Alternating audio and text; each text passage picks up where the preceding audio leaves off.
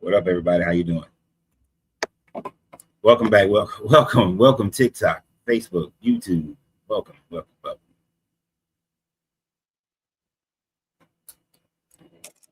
We got to recap and have this same conversation today that we had yesterday for two reasons. Reason number one, I posted this live on the wrong YouTube page yesterday. And this is why the YouTube numbers were the number of people on YouTube that was here were the ones that was here because it was on the wrong YouTube page. So for most of my YouTube people, this is going to be their first time on my other channel. Where the YouTube people, if you're coming from my other YouTube channel, I don't normally post this type of content on that particular channel. That channel is just for relationships and stuff. So we got to redo this. Now, we also going to redo this because we didn't talk about this subject matter hardly at all yesterday. Everybody wanted to get into this whole African, Black American conversation. And I know how that came about, but we're not doing that today. Damn it, we're staying on subject. So if you're not here to talk about the subject matter, your conversation is going to be very, very short. Just putting the link out there for Facebook and YouTube. Before we get too deep into it, I want to thank everybody who has joined the channel. Anyway, I did something that I shouldn't have done, so I'm gonna have to repeat it today. I want to thank everybody who supports the channel, everybody who through gifts, through sharing, through following. If you do a super chat on YouTube, that super chat is definitely going to get read. I want to thank everybody who is a member, subscription holder. Thank you for being on the channel. Greatly appreciate it. You know what? I'm not going to do the thing I did yesterday. I'll just make a video about that. Let's do a separate video about it. And TikTok trying to get started early. Maybe, possibly. Let's see. I haven't even made any statements yet, but we're going to go ahead and start out that way. Hot dog. What's your name? What's going on? Not much, man. Are you over 21? I wanted to throw up. Are you over 21? Yes. Okay. 24. All right. Are you a believer in the Bible? No. Okay. So what is it that you wanted to say? I was curious if you're aware of Seneca the Younger. Yeah. Yeah. What about him? Yeah. I was just curious. I didn't see that one up there. I usually see those ones up there. Oh, well, there's just too many. So I try to give a range because I could fill this up with just writers and historians. Yeah. That shows that the Jesus character never existed. Or Paul. Yeah. Or Paul. Yeah. Yeah. Paul never existed. Yeah. Dang. Now, I was saying on that one up there. No, what were you gonna say? I have often thought, and this is just speculation, that Paul was an op.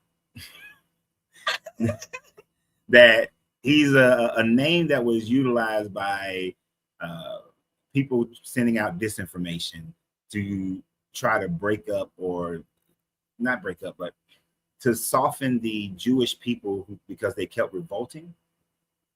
So, and this is just a speculation, that Vespasian commissioned people like Philo or Josephus to falsify these letters and create this story so that they can make a more passive version of Judaism. Yes. Because, Vespasian was known to, when he conquered the Druids, he went after their story. And that's how he was able to defeat them. So, military people military business, people have a tendency to do the same thing until it don't work. So there's a part of me, there's no evidence, just speculation, that Paul was an op. No, I've seen some saying that exact thing. Similarly, that Josephus, that even if you look at the trip that Paul took, that it's basically a reverse trip. He was shipwrecked and everything like that, just like Josephus was. It was literally a reverse trip, attributed to this guy named Paul that really is actually based on the journeys of Josephus. And this, Apollonius, Yeah, Apollonius of Tyana. Yep. Yeah. I heard that is also where the name even Paul comes from. Like it's a derivative of the Apollonius kind of, and the idea of Jesus even comes after Paul. Yes. So they didn't even have it really down yet, but they did have this idea of Paul down, which is just crazy. And you know, Paul is not even a name.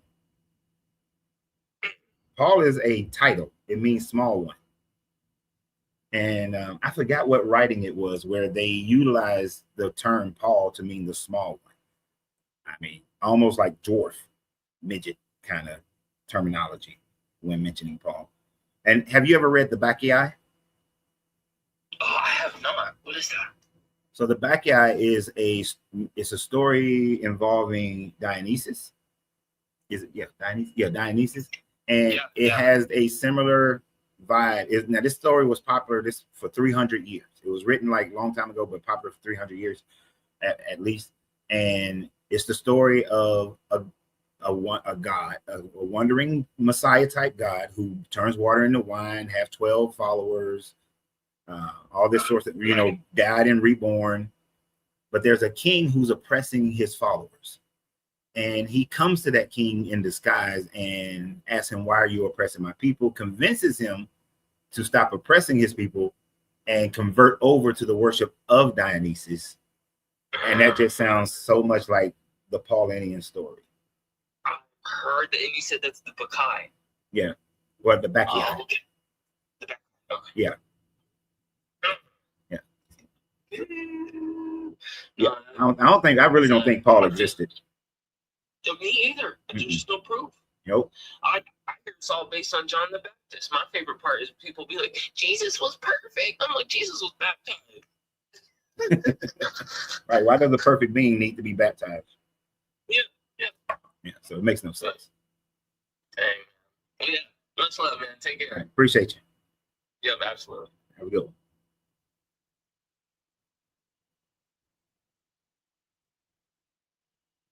Yep. Paul is a. That's just speculation, but that's what I'm gonna say. Eric and Anna. Am I talking to Eric or am I talking to Anna? Eric and Anna. Can you? Hello? You there? Yeah, can you hear me? Yeah, I can hear you. Are you over 18? I mean, over 21? Yes. Yeah, I'm over 21. All right. And are you a believer in the Bible? Yeah, I'm believing. Yeah. Yes. All right. So what is your proof that Jesus existed? What is my proof that Jesus existed? Yeah, what's your evidence? What I found is, man, after applying faith in God. That's not proof. Let me explain. Nope. Let me explain, sir. I'm not letting anybody explain faith or experiences, emotions. No. What's your evidence? Those things are not evidence. I was trying to get to that. You not letting me explain. Well, you started with the whole thing that leads into faith and experience. By applying, I can apply the Buddhist. I applied the Buddhist principles, and my life is nicer, is better. That doesn't mean that Siddhartha Gautama is real. Right, I get it. So I need proof. That was my only evidence, man. Like, that's not evidence. Okay, well, that's not evidence. And you say you was getting the evidence, so you lied. What do you mean? You lied. After I said that we don't do experiences, we don't do faith and all that sort of thing, now you're saying that that was your evidence, but you said that that wasn't your evidence. Yeah, so if you let me elaborate, maybe you next time have to understand. Is your evidence based on anything that's provable evidence, or is it just your faith and experience? If I can explain, maybe we can come to some kind of understanding. No, I need to answer that question, because if it involves only faith and experience, then it's not evidence. And I don't waste that time. I found correlation, bro, because I found awareness of God's purpose before I ever read it. Yeah. See how we do that? It's too hot in Texas right now for me to waste my time talking about somebody's experiences. I know Buddhist people who have experiences. Hindu people have experiences. All these people have experiences. I applied the practice. If you were to apply the Eightfold Path to your life from Buddhism, you're going to have a more peaceful life. You're going to live in such a way that, life seems better. If you apply the principles of Taoism, your experiences are going to be better. And what wasn't cool, Eric, was the fact that I asked you for evidence. I told you we don't do faith and all that kind of stuff. You said that was all you had, and then you still try to go back into it. What's not cool is you being dishonest. You're not supposed to lie in your religion. You're not supposed to lie. But you lied, and I did let you get a sentence out, because that's how I know you were lying. Because I said we don't do faith and experience. Oh, well, that's all I got is faith and experience, because when I apply these principles. And you said that's it. So, and then you try to say, but I do have evidence. I explained to you what evidence was. I do have evidence. And then you went right back to the whole, I applied these principles. You lied. You have emotional damage.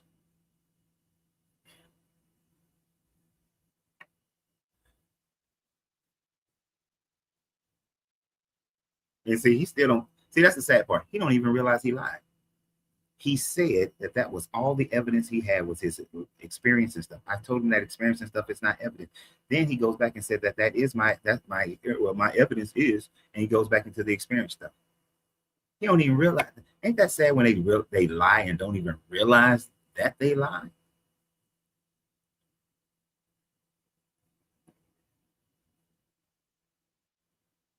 That's just sad. Sad. So I'm gonna say again, let me preface everything. If your evidence is your emotional damage, is your experiences, that is not evidence.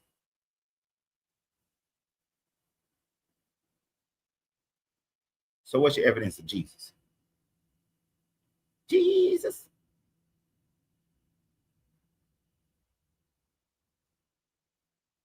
That's what we want. 225. Are you over 21? Yes. Are you a believer in Jesus? I was. Okay. What made you walk away from Jesus? I just couldn't deal with the stories, bro. I wanted to know how all of those animals got on the ark and survived. It would be impossible for them to do it. I wanted to know how the fuck a polar bear came from the Antarctic to get on the damn boat. I know he would have died. He would have died. The heat. He couldn't even deal with the heat conditions. Mm-mm. So I want to know how a koala bear got on there. They would have drowned. Okay, I mean, we got 7 continents and one little bitty boat, and we want all those animals on there. How did you do that? That appeal to magic. Magic. Yeah, and I asked all my Christian friends, my church friends, that believe in Jesus. I'm like, bruh, I said, out of all of that, where did the water go? Where did the what go? Where did the water go? No. It went back into the earth. I mean, he lived in Jerusalem, and the boat sails for 40 days and 40 nights and ends up back in the same place. Without an anchor, that is not going to happen. Without no guide, no nothing, just floating around. So, that's when I started deconstructing. I'm not fully deconstructed yet, but I'm working on it and just gathering more information and helping others as I go. What part of it have you not deconstructed from? I grew up in church all my life. So the connection with going to church on Sunday and being with the people that I knew, that's the part that's bothered me a lot. Not a lot, but I mean, I get up and I'm like, oh, I'm going to church today. And then when I get there, it's like, why am I in here? No, I understand that one. I had that. I had to go through the social disconnect as well because you've been doing something for. For me, it was I had been doing this thing for 20, 30 years, and now I'm supposed to just stop it. But now going to church had become part of my hypnotic rhythm. Like without even thinking about it, I just went and did, and just went and did, and I would be sitting there taking notes on what pastor said. That's wrong. Pastor said what? That's wrong. Oh, this person over here speaking in tongues. I don't see no interpreter. That's wrong. Yeah. When it's like I have just wasted 3 hours of my life being in here. I across a dude that when he gave me a scripture about when God said, kill everything in the city, but keep the whores for yourself. Why would he want to keep hoes? I ain't never heard the whore part. Now I know. Yeah. I know there's. Yeah. I know he said keep the girls who haven't known a man and make them your wives. I guess that was the same context, but he said keep them for yourself. And I'm like, why would he do that? And then another dude that was deconstructing, he said, if the devil is so bad, name one person he killed. Yeah, on his own. On his own, name one person that he killed. But you can count numbers of thousands that God killed himself. Shit, millions. Or about to be killed. The flood alone would be millions of people. Oh yeah. Yeah. Yeah. The devil never kills anybody.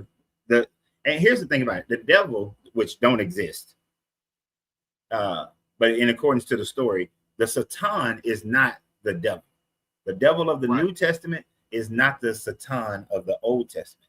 The Satan is just a title, a job that is handed out to an individual angelic being to go do a task. And the Satan only does whatever this God tells that Satan to do. So when the Satan came to Job, he was only doing the job that Yahweh gave him. When the Satan came to Balaam, he was only doing the job that this guy told him to do.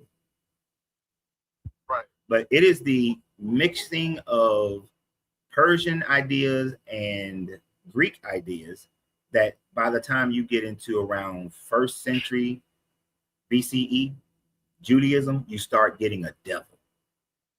And then, into the New Testament, then you get this devil.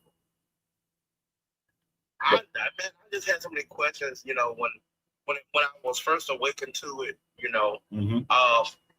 if the devil was thrown out of heaven, why was he allowed to go back? That was one that intrigued me when I was younger. Because that's when I was believing that the Satan and the devil were the same being, and I was like, but he got thrown out of heaven. So I searched the Bible. On one of my reads of the Bible was to find this whole war in heaven story, and I found out that it's not in the Bible at all. That comes from the book of Enoch, which is not considered authoritative, but it is quoted by other books that are considered authoritative. So there is no war in heaven except for the version that's in Revelation, which supposedly, if you're a Bible believer, hasn't happened yet. So that idea makes sense. It just brought to mind a lot of questions about a lot of different things, that happen. If the first thing that I experienced was trying to define free will. If free will is free will, then you would not punish me for my decision that I make. That's exactly right. Free will, you can't have coercion with free will. And it's free will. You can choose God. If you choose God, you go to heaven. But if you don't choose him, you go to hell. So why does my choice why does my choice have to be punishable by anything? You said it's free will. Yeah, that's not free will. That is not free will. That is truly free will. If he said he know from the beginning to the end. So is it truly free will? Nope. You know all of it. It's not. No free will whatsoever. That's predestination, and that's an ultimatum. So it doesn't fit. No, it does not. In the context of, Christendom. Mm-hmm. But I have a family full of Christians, and that's all I was taught. I was raised apostolic, actually. Okay. But now it's like, man, I don't waste all this time believing this thing that really didn't even exist. And another thing, bro, okay, we read the Hebrew Bible. Why do folks' names are American names? No. If they were from another country. Well, don't get too caught up on that part. That part is just simple translations for the most part. Yeah, but it was just about, like, what kind of message today? Mm-hmm. But yeah, I've been enjoying my journey so far, and I've been getting a lot of information and knowledge from other people, and through their experiences that's helping me. I'm with you. I'm glad that you are. And if you can get help from this channel, that'd be great. Yeah. I've listened to you several times. Oh, okay. Appreciate that. I have. I've gone back to some of your videos and actually listened to them. Okay. And then just research all of them afterwards, to make sure that I'm not giving you a bunch of bullshit. Right. Yeah. You and another guy I've been following, and it's been very helpful. Cool. Good. I'm glad to hear it. Yeah. Well, I gotta get back to work. All right. It was good talking with you. Good talking to you too. All right. Did you just say God bless you? Well, and the context of universe. Okay. The universe. Good energy, man. Good energy. Good vibrations. All right.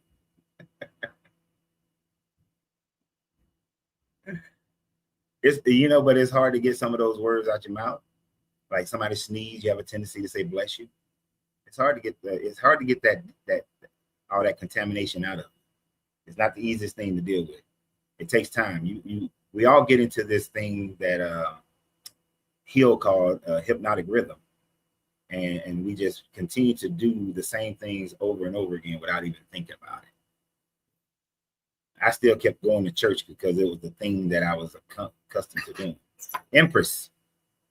Hey, greetings, brothers. I had just wanted to elaborate on some things I was talking about earlier in the conversation about free will. Okay, wait. Are you over 21? I don't know if you guys had checked out. Let me wait. Are you over 21? Oh, go ahead. Are you over 21? Yes, of course I am. Okay, thank you. Go ahead. You're welcome. And so on Jasmine's platform, she had the To Be Christians versus herself and her own philosophy. Mm-hmm. When I took down a few notes because I think that these are key things that people absolutely disregard. It's so important that it's paid attention to, and it goes back to that free will. The brother on here was talking about if we have free will, then why do we get punished? That was kind of one of the questions or something that stood out in Jasmine's on her platform. Mm-hmm. And so what I did was I looked at a few scriptures to kind of give their biblical aspect or point of view from it. And there's a few scriptures that kind of point out the contradictory in the so-called God, because Ezekiel 28 says that wickedness is found in you. So if wickedness is found in anything in this world, who is the creator so-called supposedly out of everything? Because whoever is the ultimate creator is also the ultimate creator of wickedness. That is factual. There is nothing else to hold accountable for what Ezekiel specifies in chapter 28, 15, verse 12 through 15. And also, we go into if God makes no mistakes, if the Bible can say in certain scriptures like in Deuteronomy 32, verse 4. If work is defined as perfect, okay, this is coming from Moses. And so if Moses also is testifying yet again that he is depicting God the Creator as being perfect in all ways and complete sound without blemish, therefore God must be responsible for whatever Satan is or has done, because only wickedness can come from a creator. So either God put the creation in Satan to become wicked, because how else can the wickedness manifest if God is the creator of every single thing in the world, even perfect angels? The perfect angels that you created wickedness in them. Yep. And you pretended that free will was an option. But if we go into the scriptures, to be honest, or not into the scriptures, but into other texts, there is other text that says that Satan didn't even, he'd rather have been down here in what he considered hell versus bowing down and always being a servant to God. And so what is servitude? Servitude is not freedom. What's not? Servitude is not freedom. That is absolutely the opposite of freedom. And then why would God be jealous of anything? That's contradicting. Because even if you look at the text, and the text says that God is a jealous God, why would jealous even exist in such a creator of all things? Because jealousy on a physical level is a complex emotion triggered by fear of losing something. Yep. So if that definition does not link to the God that is jealous, then we're talking about the jealousy of God that is righteous, protective, and zeal for what is perfectly righteously his. Would that still not be considered losing something that belongs to you? Yeah. So therefore, is God truly perfect if there's a such thing as jealousy, when the same Bible prohibits us from being jealous and being malice and envious and all of these things, but yet and still the creator of all things have put these in us and then dared us to do it. Yep. You're supposed to be better than him. Sense. It can't. It doesn't make any sense. It doesn't. Yeah. You have to be better than the God himself. That's why I always say I'm better than the God of the Bible. Of course. Common sense. Yes. It seems like that guy doesn't have none of that. No, didn't have remorse, didn't have empathy. Because just like y'all specified, doing a brother that was up there, that you can say Satan is an adversary, he's mean, he's this and he's that, but there has never been any indication or inclination that Satan committed any crimes. But yet, through the first and second parts of the Bible Testaments, God has taken out generations with no remorse, with no empathy. No, he just regrets making man. Like, exactly. The only regret he has is what he did, not killing the man, but the fact that he made man. He had regret. As the Bible said, let's make man in our image. Our in that term is plural. Yes, that is the Elohim. Yeah, and that's the plurality of gods.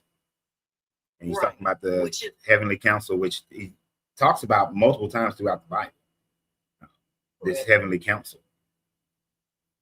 So what I get from these things is either A, the creator of all things made things specifically. Of course, we know specifically for certain things, but you absolutely says that you are going to say that I'm able to walk away, do whatever I please, because you put it in me to have these ways. Otherwise, they wouldn't exist if you didn't put them in me.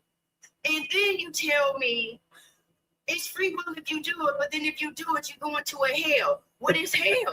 Because Satan already said that this is hell. And he'd rather go to hell than to serve or to be a servant of you. So if people saying I don't want to go to hell, well, technically you already here. Yeah. Because if the Bible say woe unto the earth, where else is Other than inside the earth is the core of hard heated metal, lava. I mean, Right. metal, you feel me? So where you going? Yeah. To the core of the earth. Because I'm with you. That Enochian story says that when they were cast out to earth as they prison, not to some underworld. And then what is earth if we look at it in this physical form? Is it not an indication of death? Everything on earth dies. Yes, it does. Well, yeah. And isn't it born again? Yep. It just This is the transmutes. planet of death. This is the planet of death and rebirth. Science has not proven any other planet to be a planet of death and rebirth as Earth. Yeah, we haven't found another one. I'm sure there's some out there, but we haven't found In it some yet. other galaxy. Yeah. In some other galaxy. Yeah, we haven't found it yet, but it's out there. But yeah, but you're right that this is just energy transmuting from one form to another form. Life and death is just as a cycle. You know, the Lion King said it best, in my opinion. It's a cycle of life, and that's just how it works. How long that movie came out? We were children. That movie came out, and we had no idea about the importance of that movie because we weren't listening to subliminal messages. We had no knowledge that as a child of these things. I'm gonna date It's myself. not embedded in us to be that knowledgeable about that. We just wanted the cartoon because we liked it. I'm gonna date myself. I was a grown man in the Marine Corps, married, then traveled, living in Europe when that came out. You know, so just imagine how the world was looking at that. If you want, like this is a real, this is real. Like that story is reality, but it's made in such a cartoon format as if it's unreal, as if it's not existing today. Yeah. Science has continuously proven how evolution began on one particular continent and how it migrated. We don't pay attention to that. Yeah, and they mistakenly think that we're saying that evolution is how everything started, but it's not. It's just showing the process of how species develop, and that's it. That's all it's showing.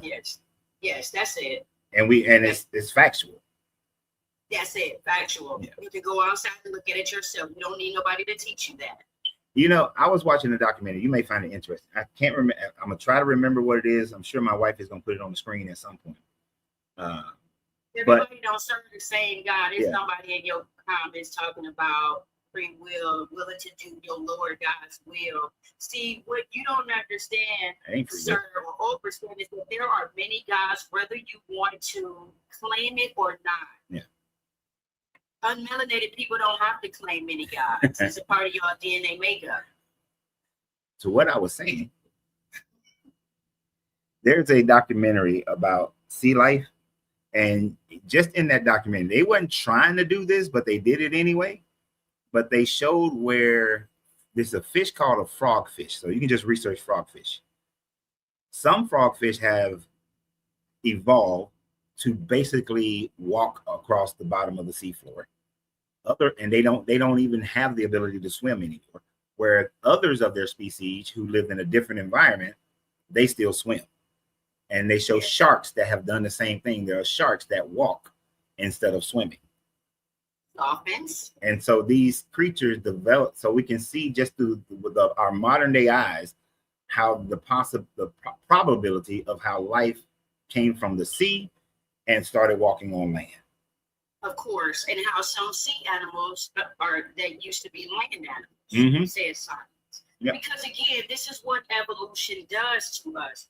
We change. Change is inevitable, as we all specified. And so this is a part of adaptation. Yeah. This evolution. And exactly that, and that's what evolution shows us, is the adaptations.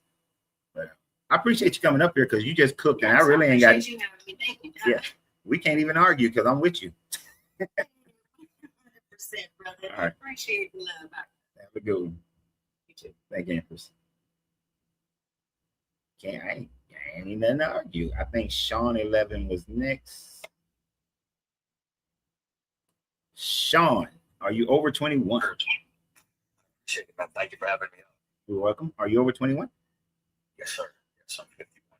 All right. I mean, I think that a lot of misinterpretations, and over the period of time, that the original contents have been taken out of contents, and it's created a legalistic, dogmatic religious system. And I think that's part of the problem. And in my opinion, I don't think that we have free will. Now, this is what I understand, and it never came into modern religious beliefs. We have a choice. Things are choices of what the outcomes are and how we choose to align ourselves with. Mm-hmm. You know, and I think that's part of the problem. It's word manipulation and legalism and dogmatic systems that have taken away your understanding of things and put legalism in it and use the system as a form of corruption for control. Okay. So are you saying that we don't have free will, but we just have choice? We have choice. I mean, if everybody had free will, it would be a very confusing. It's Right. basically But going we from, you know, I'm sorry. but we have a coerced choice when it comes to the Bible. We have a choice. I mean, it's a matter of what you choose. Well, it's That coercion. determines the outcome. It's still coercion, though. You still are faced with your choice is love me or burn for eternity in fire. Well, that's the legalism and dogmatic that's manipulated into a legalistic, corrupt system. And you have to go back to the origin of what certain words mean to get away from the dogmatic, legalistic, imperial, religious belief systems. Okay, so what does it King mean? James. In plain English, what does it mean? What does this choice mean? The choice. That's like if you, like, say, predestined. Let's say that you have a path that the Father wanted you to have, but like me as I want my kids to do this, you know, in the hopes that they'll make the decisions that would lead to that. Right. But if I made choices that led me away from that, that was my choice. Okay. But if your children choose something that you did not want for them, are they punished? No, you're not punished. I will support them just because I don't agree with the choices they make. Right. Could they actually have a better life than you if they make like, let's say you had I had the choice of staying in college, well, transferring to another college or going to the Marine Corps. I made my choice to go to the Marine Corps. I think there's a difference between moral and ethical choices that you're trying to lead them than versus trying to control the destination or what you want them to be and setting your expectations. Well, so that's this guy, according to the Bible, this God is setting an expectation of either if you love me, follow my rules, you get to go and live in heaven with me and praise me all the time. If you don't, you burn in this eternal fire. That's why I've gone past of legalism systems like the King James, imperial, like the Roman Empire, in various stages. In plain English, if I choose not to love and follow this guy's rules, what happens? I think it's a moral foundation. Would you not say the 10 Commandments? Let's just say take away that it's the way that, and if you look at the similarities versus the difference in belief systems, they all have the same fundamental foundation. You're not answering Love, the question, respect. man. You're doing a lot of word salad here. I'm asking a very simple question. I'm sorry, I apologize if you think that, but I think it's a foundation, that there's a foundational What principles. happens if I choose not to follow this guy's commandments and love this God? What happens when I die?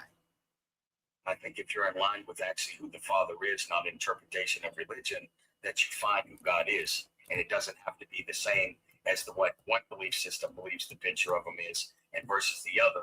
That's the reason why religion has placed us in the shape we're in.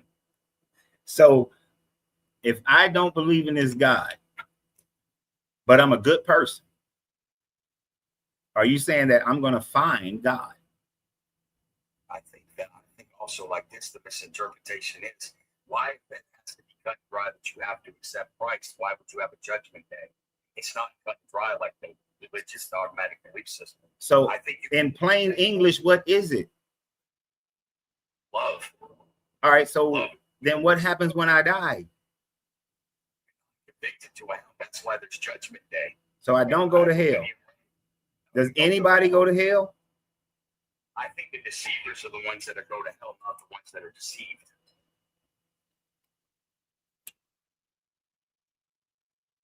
Don't you think that there's people that give misinformation that have changed and altered things over the period of time? There's people who give misinformation, but hell don't exist. There is no hell. So even if you were a mass murderer, a child abuser, you die, you still not going to hell. You ain't going to heaven, but you ain't going to hell because neither one of them exists. You just cease to Maybe exist. it's the existence without the Father, without love. Maybe you do. Maybe you just disappear. Maybe that is the consequences of it. That you don't get the gifts of returning and living a life of righteousness and living it with the Father. Maybe that's the choice. Maybe that's the consequence. What is this? How is I don't what's the gift? What's living with this God? Because no description in the Bible shows that living with this God is a gift. That's it's servitude if you are the way the Bible describes it. I don't think the Father never came to be served. He came to be a willingness to choose to not. It's not even about worship. It's being the example. No, it literally says serve this God and worship this God. You're supposed to serve him and worship. That's word misinformation. He came to be the example, just like Buddha, Hindu, all these various things were examples of how to be. So you're saying Jesus came to be the example? Be an example to follow. So the example I should follow is that if there's a woman who needs my services, but she's not part of my ethnic group, I can call her a dog. Where in the book does it say that he went around dogging out people? Matthew 15, I believe, is where Jesus and the Canaanite woman, and he tells the Canaanite woman that he only came for the children of Israel, and that it is not good for him to give the bread to the children, give the bread of the children to the dogs. And then when the woman said, okay, but even the dogs, accepting that she is a dog, eats the crumbs from her master's table, then he said, okay, you got good faith. You recognize you're a dog. So, hey, I'll go ahead and heal your daughter. I don't know. I've never heard it exactly like what you're saying. I think you're interpreting it maybe possibly that way. No, that's what the words say. He called her a dog. Why did he go to the well and have it that those outsides as being adulterous and or that he went and he washed her feet at the well and told her to go be an example of the misperception that they put and who it's did. And See, also this is what you can't do, I don't allow on my channel. I talked about a specific portion of the Bible where Jesus shows his personality of calling this Canaanite woman a dog. We can't then say, oh yeah, well but then he treated this person better. All right. I might treat this person better. That doesn't mean I'm excused for how I treated the other person. So I'm talking about how you treated this Canaanite woman. Would you want, let's just say that example of that is would you want to hang around like-minded people that have the same motives that you have and not want to be around people that want to constantly argue their points and be controlling of what they think that you should do? Apples and oranges. I'm talking about how he treated this Canaanite woman, and you're saying that Jesus was supposed to be the example, but he treated this Canaanite woman very poorly and in what we would today call racism. In their time frame, it was ethnocentrism. So why would I want to look at the model of a person who treated someone that way? Well, all I can say is I've seen many examples of love, and I've seen examples of where when he flipped the table over at the Pharisees and discussed about what they were doing at that time, legalism, making laws that were never meant to be laws. Why you don't want to talk about the Canaanite woman? Well, because I would like to go in my book, not the book that you're reading or you say you're reading in front of it, and not only go by your interpretation, because there has to be a narrative before and after that would give a deep perspective on the picture. Because sometimes that's what we do. We can cherry pick things into giving off what we perceive it as being, but not give the events before and after to give the whole clear picture. Well, in this version, in this story, the events before it has absolutely nothing to do with the Canaanite woman. The events before it is the King James.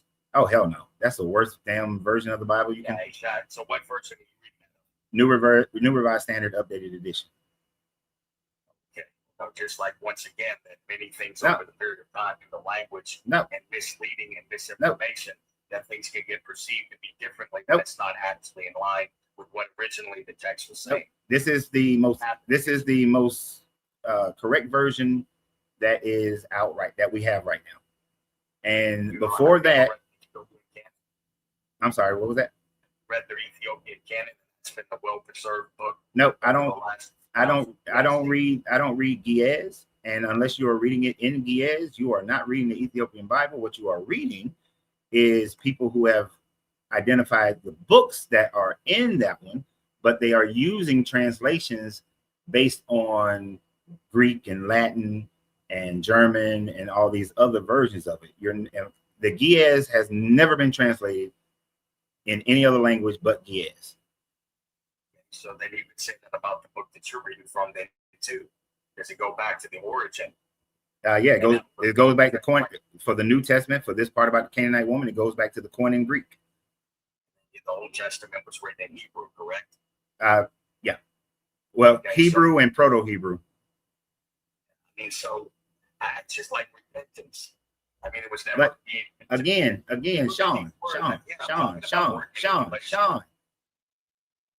In this story about the Canaanite woman, what comes before that is about the Pharisees talking to Jesus about how his disciples aren't following all the rules. And then it jumps to the Canaanite woman. It literally says, starts out with Jesus left that place and went to the district of Tyre and Sidon. So this ain't got nothing to do with what happened beforehand. And he's saying, just then a Canaanite woman from the region came out and started shouting, "Have mercy on me, Lord, son of David. My daughter is tormented by a demon." But he did not answer her at all. And his disciples came and urged him, saying, "Send her away, for she keeps shouting after us." He answered, "I was sent only for the lost sheep of the house of Israel." But she came and knelt before him, saying, "Lord, help me." He answered, "It is not fair to take the children's food and throw it to the dogs," calling her a dog. She said, "Yes, Lord. Yet even the dogs," accepting that she's a dog, "eat the crumbs that fall from their master's table." Then Jesus answered her, after she's accepted she's a dog, "Woman, great is your faith. Let it be done as you have wished." And her daughter was healed from that moment. It's just a passage that's thrown in there. So, but her daughter was healed. Yeah, after she accepted that she was a dog. Well, I mean, wouldn't you have to face the reality of what you are before you can change it? Oh, Maybe it's a parable of maybe the person, the way they were and how they did and what they did in their life. so it's acceptable for her to say that she's a dog. You don't. His mercy still healed his daughter. The He's still embracing love. only reason this woman accepted that she was a dog is because she was a Canaanite, a different ethnic group. You know where the Canaanite, you know where did the Canaanites come from? The Canaan blood? Did the Canaanites come from? No, they did not. So they did not come from Seth. Or, Oh, you talking about back then? Yeah. According to the story, yeah, Canaanites came from Ham. Yeah, which was the descendant of No. what is it? The descendant of Abraham's offbreed, correct? No, That wasn't exactly in line. no. But did Seth kill Abel? And then a No. bloodline came from Abel's No. bloodline, No. Seth's bloodline? No, you're saying that wrong. You're saying that wrong. Cain killed Abel. Then Correct. Seth was born. Noah comes from Seth's line. Seth had Japheth, Shem, and Ham. Ham had Canaan. According to the Bible, the Canaanites come from Ham's son Canaan. Okay, and isn't it true that there's speaks of two different Enochs in the Bible, as well as Enoch, the son of Seth, and the city of Enoch, that Seth named Enoch after his son? No. And then Enoch, there's an Enoch. Yes and no. There are two Enochs, one from the line of Cain, the other one from the line of Seth. Cain named the city Enoch after his son Enoch. And wasn't he a part of when they tried to make it happen with the pregnancy because they felt like we're too old to have children? So they introduced her to one of the servants, which that bloodline came from. No. There's two bloodlines, correct? No, that's Yeah, there is. listen. Okay, That's Abraham and Sarah, and then Sarah had him sleep with Hagar. Hagar had Ishmael, which is what the Muslims claim. And then he had Isaac. So it has nothing to do with Enoch or Cain. But which bloodline did Enoch's bloodline initially come from? And then the city of Enoch, wasn't it the descendants? That's Cain. The one that's Enoch that has the city named Enoch comes from Cain. Okay. And then isn't there also on the New Testament, there's another Cain in there, but it sounds singular, correct? And that came from Noah's bloodline, correct? No, not to my knowledge. I don't know of a Yeah, Cain yeah, in the New Testament that comes from Noah's bloodline. There is, because what had happened was one of his descendants started going back and studying before the flood. He came across ancient texts that he started to study, and then his third generation or whatever came up with Babylon. And now, after 150 years of the flood, didn't Babylon start? And that was the knowledge of the forbidden knowledge that Noah, if he would have been told that he was studying the ancient knowledge, that Noah would have been upset with him, because they were strictly forbidding if any of that knowledge to be reinstated in studies.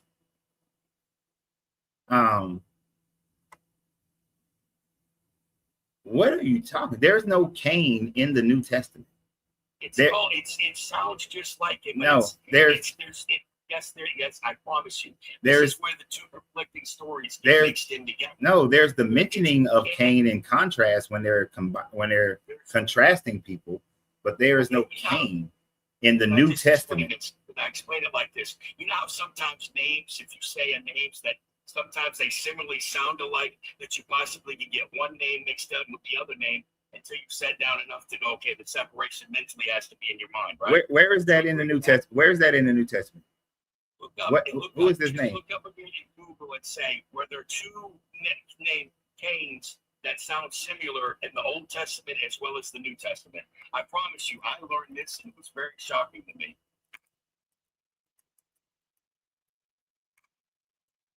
Thank you for being willing to do this. I appreciate it.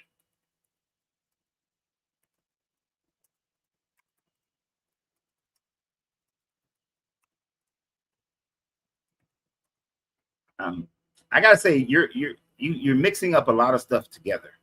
No, that's the thing that's happened is it's put it in a hodgepodge of mixture. But there was just like there's Enoch, and Enoch that had written Enoch is in the book of the canon, the Ethiopian canon was preserved, but he was of the original bloodline.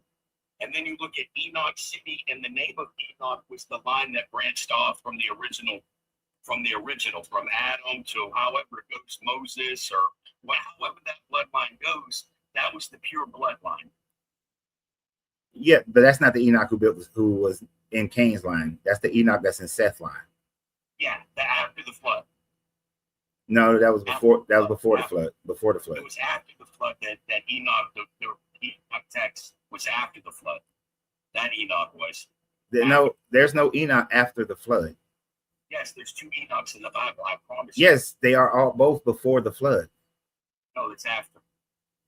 One is after and one is before. I know it's frustrating, bro. It's frustrating because you're wrong and you're wrong. not. Well, if you go and hold on, I was surprised of the same thing too, man. No, there's nothing surprising about it. There's Cain and Canaan. One is spelled with a K, one is spelled with a C, but there's two different time frames on the both of them. You're talking about Canaan, who was spelled with a K, right? And Cain was before. And that person lived before Noah's flood, and that was of the line of Seth. And one lived after. And after, in the New Testament, you're talking about the son of Flaxad. I'm probably saying that wrong. The father of Sheila. Hold on. And this person is in Luke 3. Luke 3:36. So it's two separate people, but it sounds so much that you can get the two of them confused. I'm not confusing either one of them. I'm saying I said I did all these years until I started reading the Ethiopian canon and realized the distinguish between the two. Hold on, man. Hold on. You can't be going on to other things. Okay, I'm sorry. I apologize. So in Luke 3, and I thought it was, but I just wanted to make sure. In Luke 3, the reason why you see a son of Cain, it's given the genealogy. This is in Luke's genealogy, which is different from Matthew's genealogy. And it only mentions son of Cain, son of Aphax, son of Shem, son of Noah. So this is a Cain that was just, who is still, although mentioned in the New Testament, it supposedly had lived in the Old Testament. And this is Canaan. This is a Canaan this is a Cain that's the son in the line of Shem. So, which leads to the Israelites. Noah, right? Which is Noah. Well, Shem goes back to Noah. Yeah, it's Noah's bloodline. Noah was after the flood. So you have a Cain that's after the flood, but he's only mentioned, the only mentioning of this person is just that he was the son of Aphaxad. Okay, well, look under the Cain. Was there That's a Cain spelled that way before the flood? Yeah. And then there was a Cain. Yes. And there was one after. There's a Cain before the flood. There's a Cain after the flood. One's in the line of Shem. The other one is just Cain, son of Adam. But, and it's Canaan, not Cain. Yeah, I know that's where one's one way and one's the But other way. there's nothing about this Canaan who's the son of Aphax going back and reading some old stuff, gaining some knowledge. Just like Enoch is the one that wrote, not the Enoch that was before the flood, but after the flood. Enoch didn't write a goddamn thing, because the book of Enoch never appeared and was written in the 2nd century BCE. So Enoch didn't write nothing. I think the club things at the same time as I'm expressing it, so you can see the difference. Enoch, dude, we know Enoch was written by Enoch. Enoch. We It is. there is absolutely no indication that anybody before anything was written before around 700 BCE. Nobody wrote nothing before then. There's no writings by Moses. There's no writings by Noah. There's no writings by Shem. There's no writings by Cain. There's no writings by Enoch. They wrote nothing. All these stories weren't written after the flood, correct? Well, yeah, 700 BCE is after the flood, but which Enoch comes long before the flood, and he didn't write anything. Well, I guess, the Dead Sea Scrolls backed up the Ethiopian canon with the Jubilees and the Enoch that's closest to the Dead Sea Scrolls. Do you know about Jubilee? The book of Jubilee? I don't care that the Ethiopian Bible, which wasn't even put together until 330 CE, 330. So 300 years after the Jesus story, you get this book of Enoch, first written. Before that, the Ethiopians worshiped multiple gods, and it was King Azana. And when he first had it put down, it was from a guy who was from Turkey, who was a Christian under the Bishop of Egypt, who instructed them on Christianity and put together their canon. Isn't it that they brought and it's not the oldest preserved book. It's the oldest preserved in its fullest form. No, I can go get a Codex Sinaiticus is older. Don't we have fragmented pieces of Hebrew and other various texts? It's like the Dead Sea Scrolls as an example. You have fragments, but the Septuagint and the Codex Sinaiticus, those are older. Okay. They're just not in a book together. But are the Dead Sea Scrolls backing up the book of Enoch and the book of the Jubilees? It doesn't back it up. It just lets us know that people believed it and had it in their canon. That's all that means. But scholars even said verbatimly exactly what the preserving of the Jubilee in the canon. 1,000 years ago, they took the Jubilee out of Hebrew. We have perfect renditions of the Bacchae. Does that mean the Bacchae is true? And it's older than the Ethiopian book, but does that mean the Bacchae is true? But do you not believe? Have you ever read anything on the Jubilees? Is it the same time? Okay. Have you read you want to answer my question? We have perfect versions of the Bacchae. Exactly right. We agree that the whole text has been filed and not exactly. We have to go by certain aspects of discernment within our own selves. So appeal to magic. Appeal to magic. Appeal to your emotions. My emotions say that this is the correct version, but your emotions doesn't say the Bacchae is the correct version because you don't emotionally connect and believe in the Bacchae. Well, I think that some of that is the discernment with the individuals develop their relationship with the Father. What about your discernment for the Bacchae and your development of your relationship with Dionysus? See, that's the thing that I don't do is I don't discredit the way that other people see it as being, but so long as it has the same foundation of love within the person's character and has a set of morals and values. So the Bacchae has all of that. The Bacchae has all of that. Yes, and that's the foundation of what I feel like actually is God itself. It doesn't, and what we represent to get us there, or we utilize that we have brothers and sisters and we come together as a community and support each other. I don't think that I can say okay. You know, this conversation has went way off the rails. Yes, sir. I'm talking about anybody got proof of Jesus? Do you have proof of love? That's I say proof of Jesus. Love is like faith. You don't see it. I'm gonna give you one more opportunity. You got any proof of Jesus? You have any proof that it doesn't? Oh, I got plenty of that. Jesus never existed. There were Christians and Christus before there was Jesus, was 100 years before Jesus. And that we can see how this story in around the 4th, 5th century BCE got manipulated into claiming that the Christians were Christians. And we can see how the so-called church fathers edited people like Tacitus' writings in the annals to make Christians and Christus into Christians and Christos. So we know. I can agree. I mean, the possibility that so much stuff has been distorted and manipulated. What is the okay? I can't. It's all everything is always distorted and all distorted. If everything's so distorted, then the only thing you got is you're appealing to your emotional connection with this belief system. You know, I tried to be patient. I know Man Maker, and then I'm going to Facebook, YouTube with Delirious. Man Maker.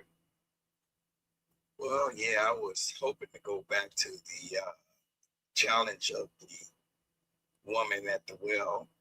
I use, well, first of all, there was a book written by Kersey Graves called The World's 16 Crucified Saviors. Hold on real quick. Are you over 21?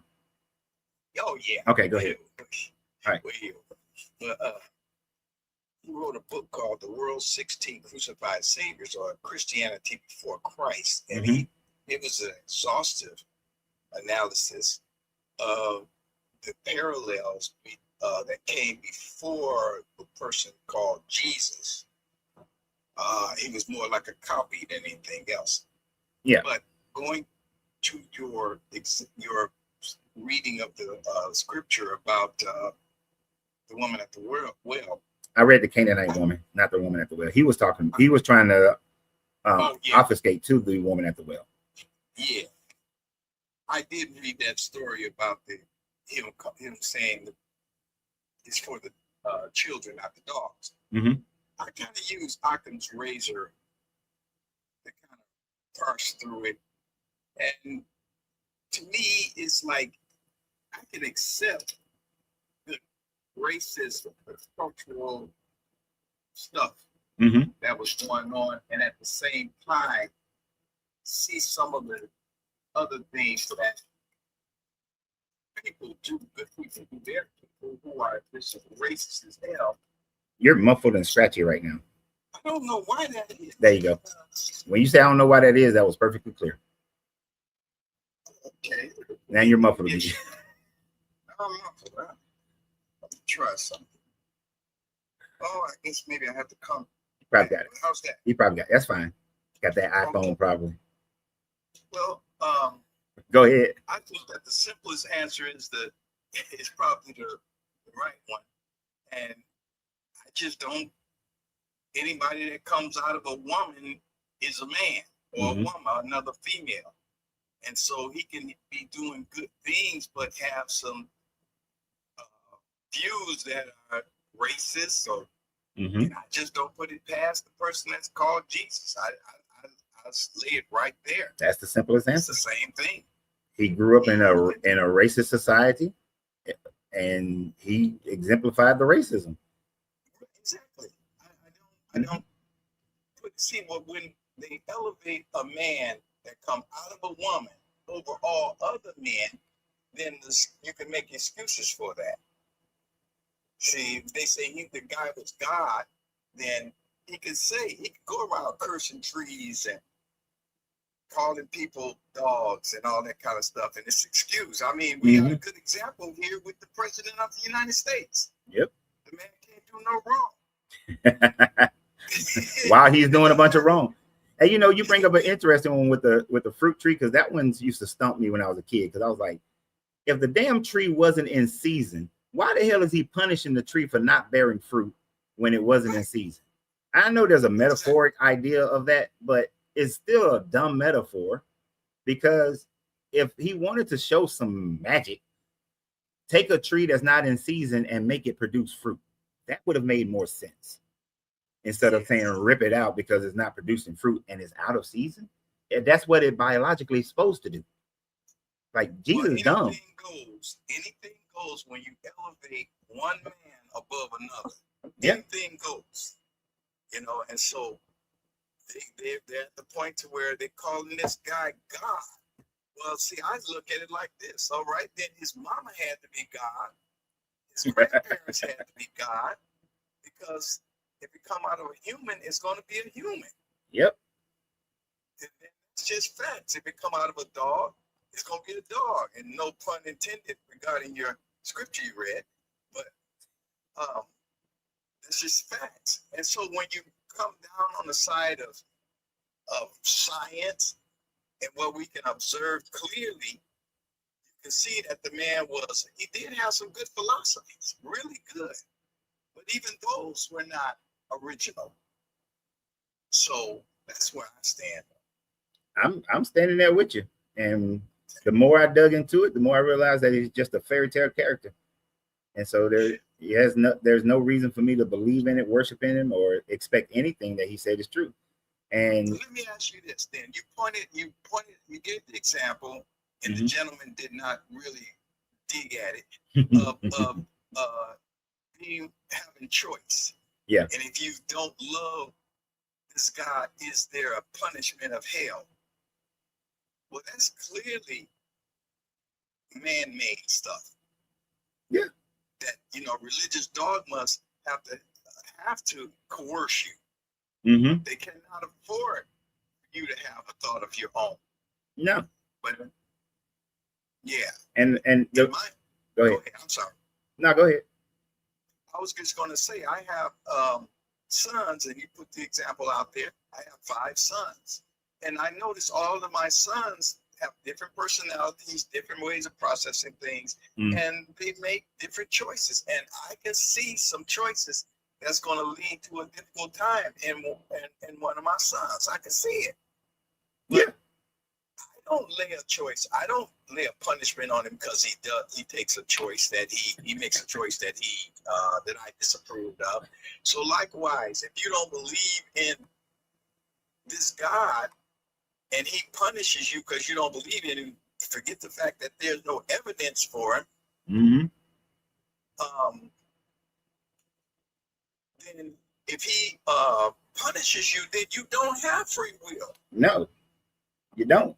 And you really don't even have a choice. Right. Yeah. Especially take the Adam and Eve story. You put a poisonous tree in this garden.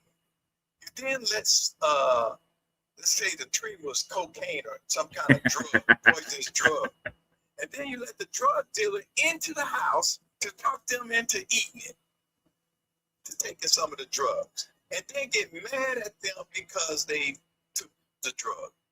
Yeah. And you start cursing them and punishing them. We will put that cat in jail for putting that poison in front of the children. And you made the drug look good. And you made the drug look good. Yeah. Exactly. That's entrapment. Oh my God. He entrapped Adam and Eve. Plain and simple. Entrap. Yeah, that's entrapment. I would love to hear a Christian try to explain that. Oh, they used the free will thing. Oh, they had free will to choose. But how can you have free will to choose good and evil when you don't have the knowledge of what is good and what is evil? That doesn't make any sense. That's like being mad at your child for doing something Okay, when the child is born, they don't know that taking another child's toy is that we consider that a bad thing. The child doesn't know. So why would you punish the child for doing something that they didn't know? It's only after you teach them that then you and have a acceptable level that they understand that then punishments are dealt out to say why they should or shouldn't do something. And none of that happened in the Genesis story. None of it happened. No. And they were blind, they were ignorant, they were naked, and the dope dealer was let in the house to talk to them. Yep. I mean, that's a slam dunk defense. Yeah, it makes no sense whatsoever. Okay, my brother. I just wanted to All right. get in on it. Appreciate you. Mhm. All right. Dalios, I keep calling him because I keep calling him by the wrong name. Dalios, what's up? Hey, how you doing? No time. Pretty good. Oh, and I'm over 18. Yeah, well, that only means for TikTok. You're on Facebook or YouTube, so you good. Oh, okay. I have to Now, ask that question for TikTok. I'm gonna answer your questions that you got up here first. When was he born? Never. Exactly. Where did he grow up? In the Bible. Yep. The other stuff, I'm not about to answer now.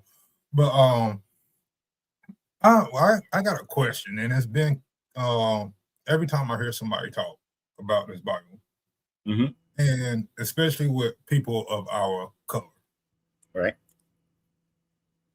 do people know how to Google, like, when was the Christianity introduced to Africa? No, they know how to Google. They just don't know how to use Google properly. But yeah, they're not gonna ask that question. That question Ever since I've been attending your videos, I have done I have asked specific questions just like that. When was Christianity introduced to Africa? It said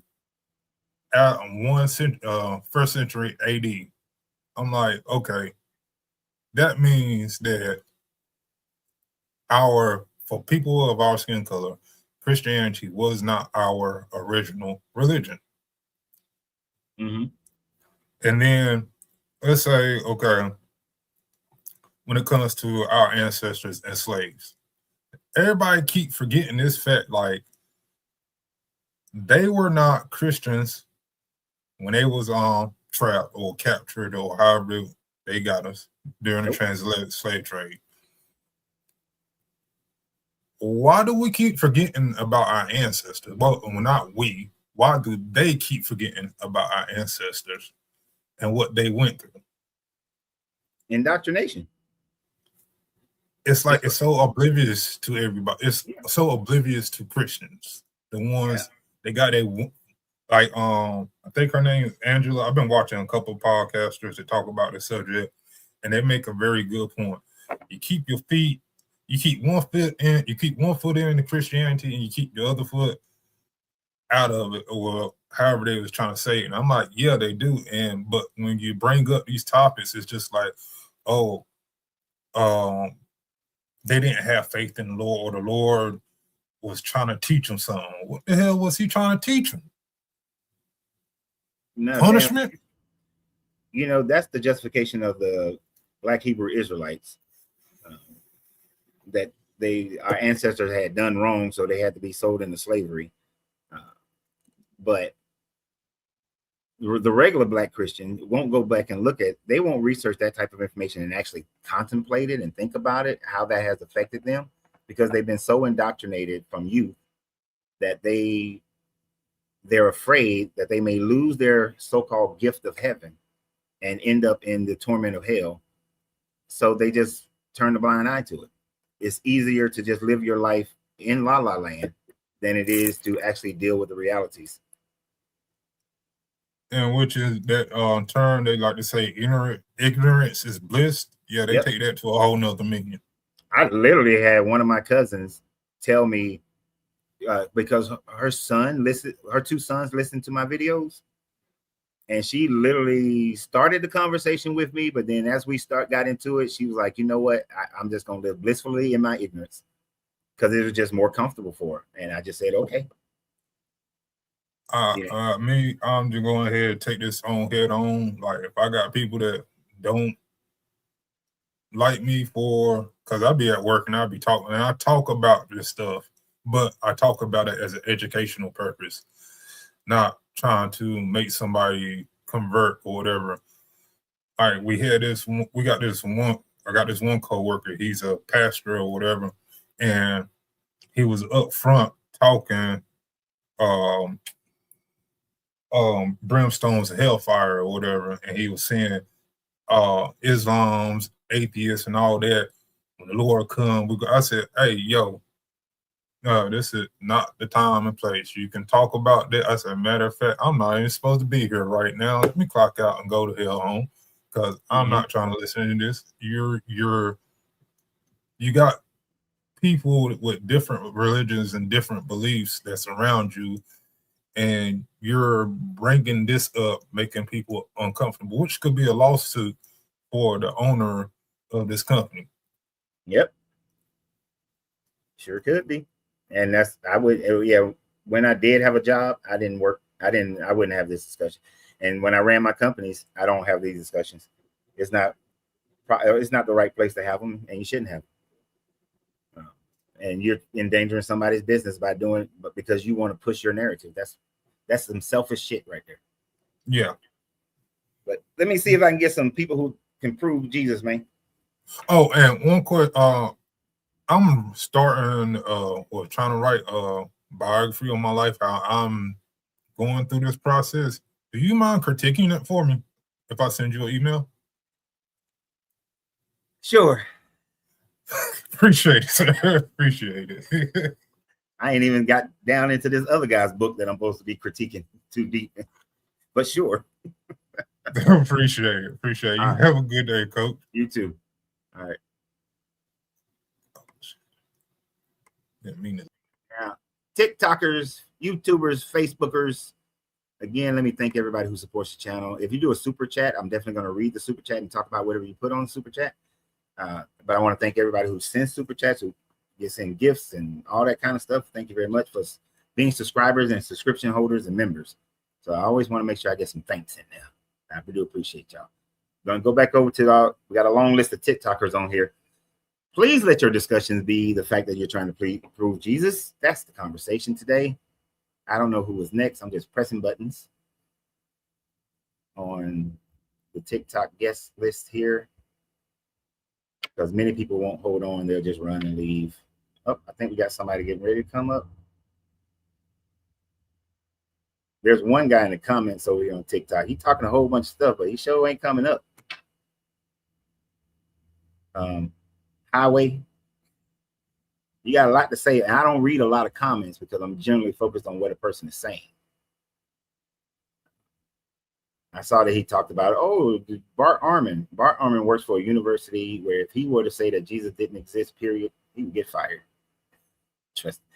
And ask Bart Ehrman what his proof of Jesus is. Kenneth. You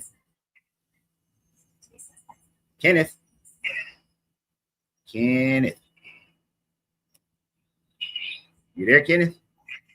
Yeah, I'm just listening, man. Oh, you hit the button to try to come up. No. Okay. I'm just listening. No problem. Appreciate you. All right. That happens a lot on TikTok. It's easy to hit these buttons. Oh. We're getting down to the last two people. Only two more people on here. Ocho Cinco.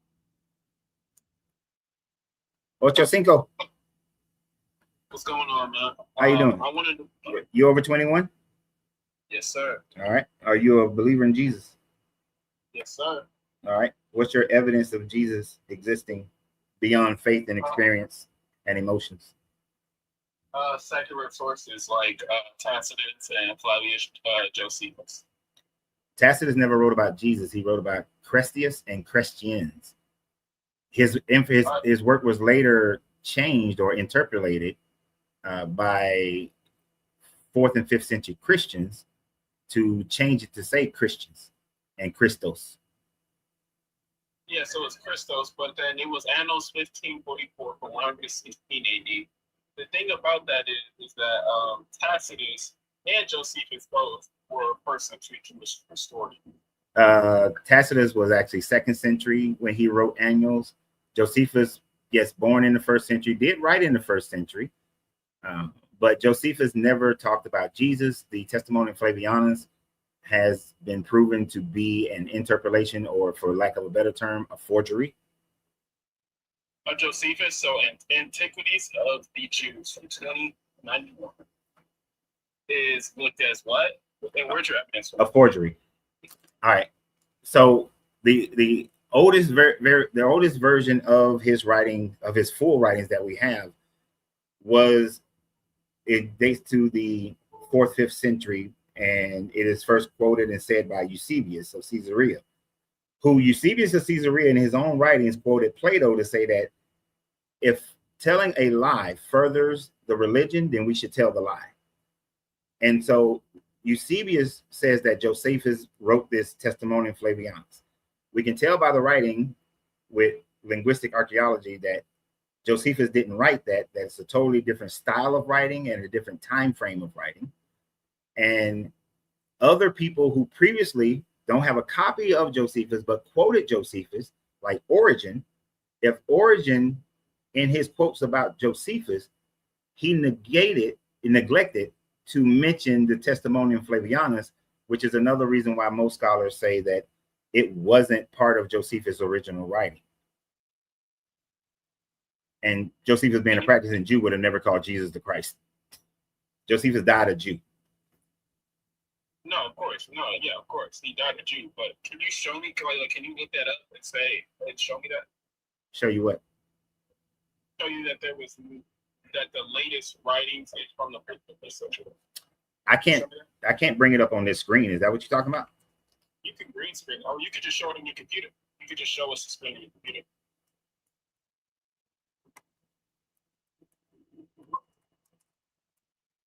Actually, sir, well, not you, I'm talking to the top. I actually did read it. That's Antiquities of the Jews, and it wasn't actually talking about Jesus. He was bringing up Jesus from James. So yeah, that's not the Jesus whose brother. He talks about a Jesus who has a brother named James, and both of them were high priests, Jewish high priests.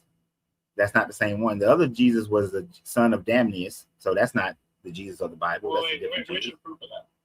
You said you read the Annals. It's in the Annals. He talks about a bunch of different Yeshua. Yeah, what part? What chapter? Where does that say that he wasn't talking about Jesus as in Jesus Christ? Hold on. I'm trying to get your first question up here. Yeah, no, my fault. I was talking to the dude below. I didn't even mean to hit you with all those questions. Oh, you weren't. Oh, okay. But yeah. All right. I don't know how well you're gonna be able to see this, and I can't see what you actually see. But do you see where it says earliest? Can you see that? Yeah, no, I'm just reading it backwards. Evidence of. You see highlighted is I see it. Eusebius of Caesarea in 324. 324. Okay. So and that's my point. So you believe that the later that something is written is the less proof of what someone is? No, it's not. It's not a later. When you look at the writing style, that part of the Testimonium Flavianus is a different writing style than the rest of the Annals. And you mean Tacitus when you said Annals, right? No, well, that's it. Yeah, I did say Annals. So the writings of Josephus, you can see that it's actually in the in Tacitus' writings. You can see that there are many scholars today who are looking at Tacitus' writing saying that it's a different version as well. But that's still highly debated. So I don't really go into that part until there's a consensus on it. And then I read it for myself and understand it myself. And I go wherever the information takes me. But as far as Josephus' writing, the version that you see, one of the telltale signs is that other church fathers prior to Eusebius of Caesarea spoke about Josephus. Yet none of them ever mentioned the Testimonium Flavianus. And if the Testimonium Flavianus was present, there is no doubt that people like Origen, who quotes Josephus, that Polycarp, Irenaeus, that they all would have quoted Josephus in the Testimonium Flavianus. The fact that no one, until you get to a person who says that he is a liar and is known as a liar, quotes it, and the writing style is different, the consensus is it was something that Eusebius added to Josephus's work. Wait. What are the scholars that are calling Josephus a liar? Because that's what they get most of their Roman. Nobody's calling Josephus a liar, calling Eusebius of Caesarea a liar. And the reason why you can call him a liar, because he says that he is. He tells you in his writings, he quotes Plato in his writings and saying that if telling a lie, he calls it a falsehood, if telling a falsehood to further the religion, he says that telling a falsehood to further the religion is justifiable and righteous. Okay. So the man himself wrote it. It ain't what other people think about him, it's what he wrote himself. Okay, and I have to look more into his writings because so I concede to that. Josephus thinks I don't know much about that. I'm not going to say that, but I know about what was being said for what that person who wrote and copied down what Josephus said. I don't know much about that. But we can't talk about Tacitus though, and what your points is about Tacitus, because if you say that that's not a true fact, you're taking away a lot of history from Tacitus. No, not taking it. So when Tacitus, the versions of we can see where Christians in the margin of Tacitus' work wrote in on the margin where it says Crestius, they wrote in Christian, and we can see them erasing the E of Crestius to make it into an I, so that Crestius becomes Christos, and where Christians become Christians by erasing the E. And it's not like they were very similar in meaning, because Crestius, which can be a name, but also means it's a name that was often given to slaves and poor people, but just meant good person. And the Christians were those who followed Crestius, which was a religion 100 years before Jesus. That was mainly in Turkey, and that came down into Syria and the rest of the Levant over that 100-year period. Hold on, do you know what Tacitus mainly focused on when it came to history? I mean, mainly focused on denigrating the Julio Claudians. No. He mainly focused on first century history. That's what he mainly wrote about. Yeah, I know, but I'm saying within that first century history, he focused on denigrating the Julio Claudians. So, like, you know, But you said 100 years. You said 100 years before that there was a religion called what? Christians. Christians. So if that was so, Christians weren't in the first. No, they were still in the first century. They were still in the first century. Yeah, still in the first century. It's just later, all through the Levant and through Asia Minor. That was their primary area, the Levant and Asia Minor. And that proves my point. So where was Wait. How does that prove your point? Yeah, I was just about to get to that. So where was Tacitus' main focus when it came to history? It was not down in East Asia Minor. Where was it? It was Roman history that he was mainly worried about. What's that? Do you know where Asia Minor is? Modern day, what we call that? Well, what is that? That's Turkey. Okay. The Roman Empire controlled that area during the time frame of during the first century, even both in the first century BCE, well, second century, first century BCE, through the first century CE and on, they controlled that area, and they controlled the Levant as well. So he's writing about that is in the Roman Empire.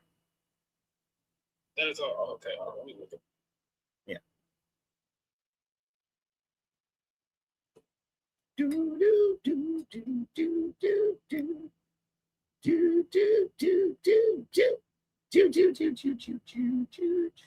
Yeah, people hang on. Old Louis is next, and then Joseph, Benjamin, and then Renee. So, and I'm gonna try to hold people to a smaller amount of time so that other people can get on. So I'm gonna need you to come on back, Ocho Cinco. Oh, Ocho, you did something that caused you to drop. I think you was trying to come back, but you did something that caused you to drop. Oh, Louis, Hey, how's it going, man? pretty good. Are you over 18, 21? Yes. All right. And are you a believer in Jesus? All right. And what is your evidence that Jesus existed? I want to talk about the manuscripts. I noticed there you had no manuscripts until the fourth. I guess that says the 4th century. What? On your screen, Oh, it says no manuscripts until 4th century. Yeah. Is that the claim you're making? Yeah. Okay. I guess my question is why do you think there's no manuscripts until the 4th century? because the only manuscripts, the first manuscripts that we would have, which is like the Septuagint, Codex Sinaiticus, they only date back to the 4th century. We have fragments that go beyond that, but manuscripts we don't. So a fragment is still a manuscript. No, Why don't you think a fragment is a manuscript? because it's not. Nowhere in the world of writing is a fragment of a manuscript the manuscript. It is just a fragment. That's why we call them a fragment. Like P52 is called a fragment. A fragment of what? Of what they hope is the same manuscript that they have in the 4th century and 5th century and further on. But because we got 30 words of John on a fragment, doesn't mean that whatever that fragment was attached to is going to be the exact same as what we do have in the fullness of John. And one of the examples of that is Mark 16 after verse 8. In the older versions, that in the older manuscripts that we have of that, the story, the all that after verse 8 doesn't exist in the oldest manuscripts because that part was later added. So that in itself shows that a fragment may not be the same. Whatever that fragment came from may not be the same as what we do have when we have a full manuscript of it. I get the completion, like you're defining the manuscript as a completed document, not a fragment. But I understand manuscript to be simply just a handwritten document or a surviving handwritten portion of a document. It doesn't have to be complete to count as a manuscript. You got it. If you were, let's say, if we had a version of John, and I'm sticking with John because P52 is like one of the oldest fragments that we have, right? It is the oldest fragment. Yeah, P52, P46, P45, Yeah. and 75. Oldest fragment. It only got 30 words. If that was more like half, if it was half of John, then I would let it be a manuscript. But it's 30 words. That if I only had like 30 letters off of your birth certificate, there's a lot of information that I'm not going to have about you, which wouldn't tell me who you are or anything. And it leaves open a lot of misinformation. You understand what I'm saying? Yeah, I understand what you're saying. So because there's no preservation, there's no reliability. Yeah. The reliability, well, the percentage of reliability shrinks dramatically.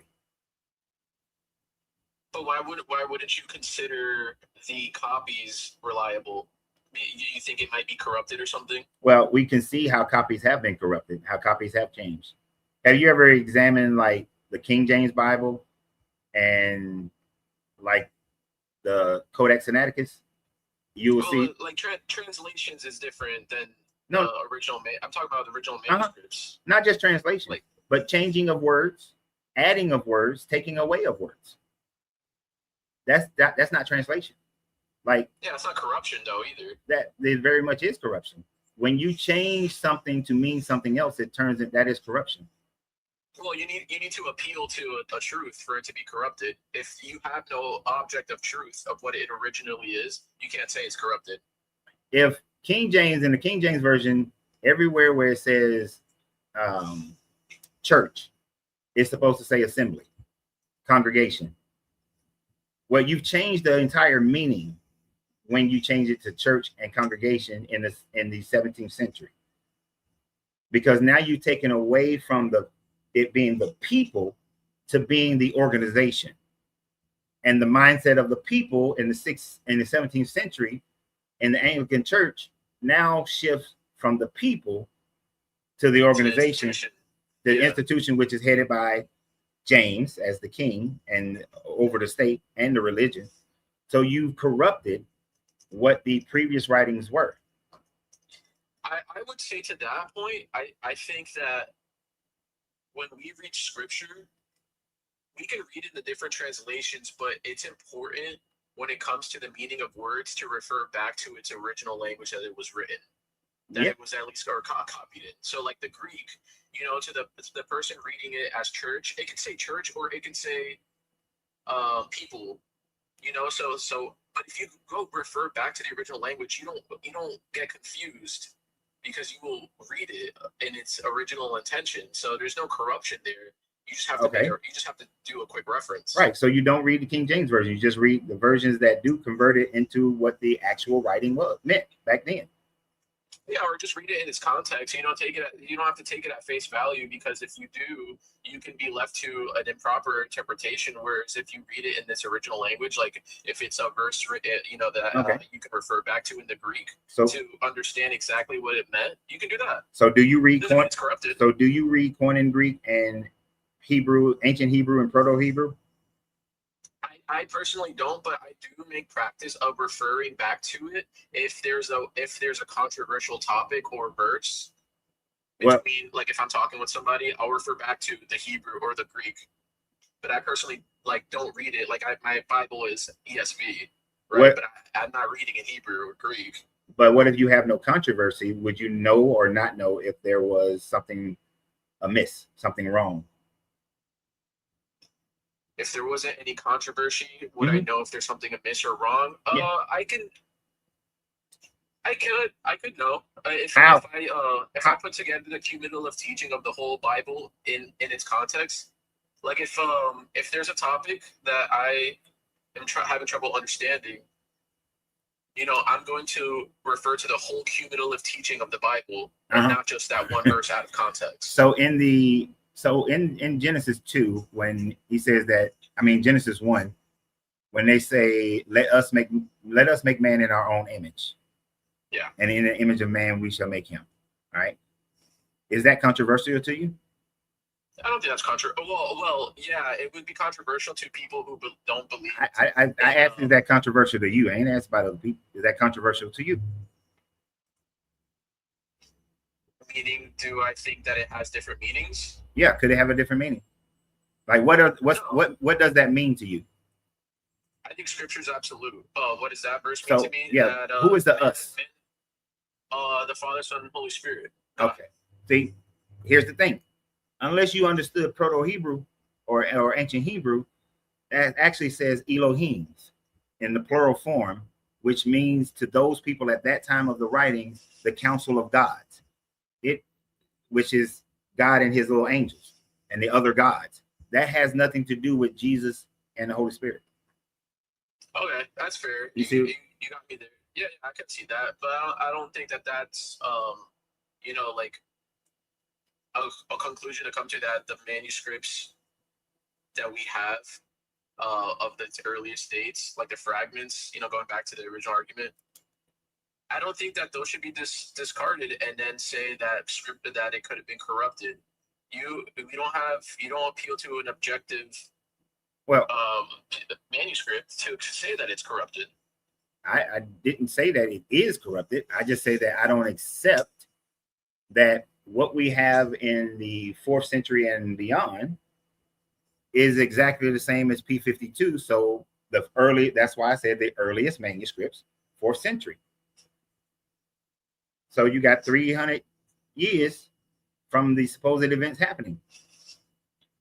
Do you accept there's no contemporary documents like P46, P45, or 75? What? Or you don't accept those either? Those are scraps. They're not manuscripts. Those are fragments as well. They're not manuscripts. But you don't accept those either? What if they have more than 30 words, like P25 or P52? All it means to me is that people at that time frame in the 2nd century, 3rd century were believing in some type of story that's relatable to this Jesus character. That's all it means. It doesn't prove Jesus existed. Well, when you want proof, do you want like 100% beyond any doubt with 100% certainty? I ain't got to be 100, but at least give me 80. Give me 80. That's honest. There's That's no, honest. I mean, there's no one who was a contemporary of Jesus wrote about Jesus. Not one person. Not when we, since we're talking about manuscripts. What is, contemporaries? People who were living and writing at the same time of Jesus, supposedly living. You don't believe in the, I didn't want to appeal to this because it didn't seem like you agreed with it, but like you don't believe in his disciples or the people who knew his disciples, that they wrote anything? No, because none of those books were ever named until 180 when Irenaeus named them. So we didn't even, they weren't called Matthew, Mark, Luke, John, and all that sort of thing. None of them were ever bound in any type of canon until Marcion put forth his canon in 144. Now, I'm sure that there was writings before Marcion, because Papias and Polycarp said that they rather trust oral tradition than trust manuscripts. So I'm sure that in early 2nd century that there was some type of writings, but the fact that they say that Peter was illiterate, you know, this dude couldn't write. That's why I say Mark is just writing down what Peter said, told him, right? That's what that's what the thought process. No, because we have no proof that Mark existed. We have no proof that Peter existed. These things were just oral traditions until at the earliest, the late 1st century. But I put most of it in the early 2nd century. Well, do you think that there's no proof, or do you think that there's not enough evidence to convince you? I think there's evidence. There's whether it both. Convinces you or not. Both. There's no proof, and nor is there enough evidence. But is there some evidence? No. That's the problem with them. There's zero that they lived. There's zero evidence. So you think that? How do you think the Bible came about? Or at least not the Bible. How do you think the Gospels came about? Gospel of Matthew, Mark, Luke, and John. You think that they're fiction? Yeah, based on other religions that were similar to it, and that they can. So you got every religion, every offshoot of a religion, or every religion comes from a primary religion that it stems from. In this case, the primary is Judaism, and then there are archetypes from the Apollonius of Tyana, Mithraism, Dionysus, the worship of Dionysus from the Bacchae. So those archetypes are added to this story, and then the Christians, who was a group that was occupying that area as a cult religion. And so when these Jesus stories are starting to be told, they're told based on the previous knowledge of these other religions, because it's hard to start a brand new religion.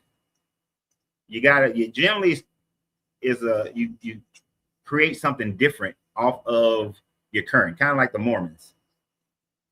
How the Mormons took like from Christianity. Right. So what the Jesus story is taking from is the Jewish story. Obviously, they're taking from the Jewish story. That's their basis. But then they're taking from other Greek stories as well. Greek stories? Like, do you have at least one, for example? The Bacchae. This is the story. Yeah, this would be the story of Paul and Jesus.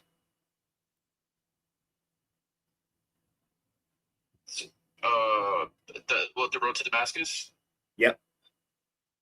You have a saying that they took that from a Greek, inspired from a Greek story.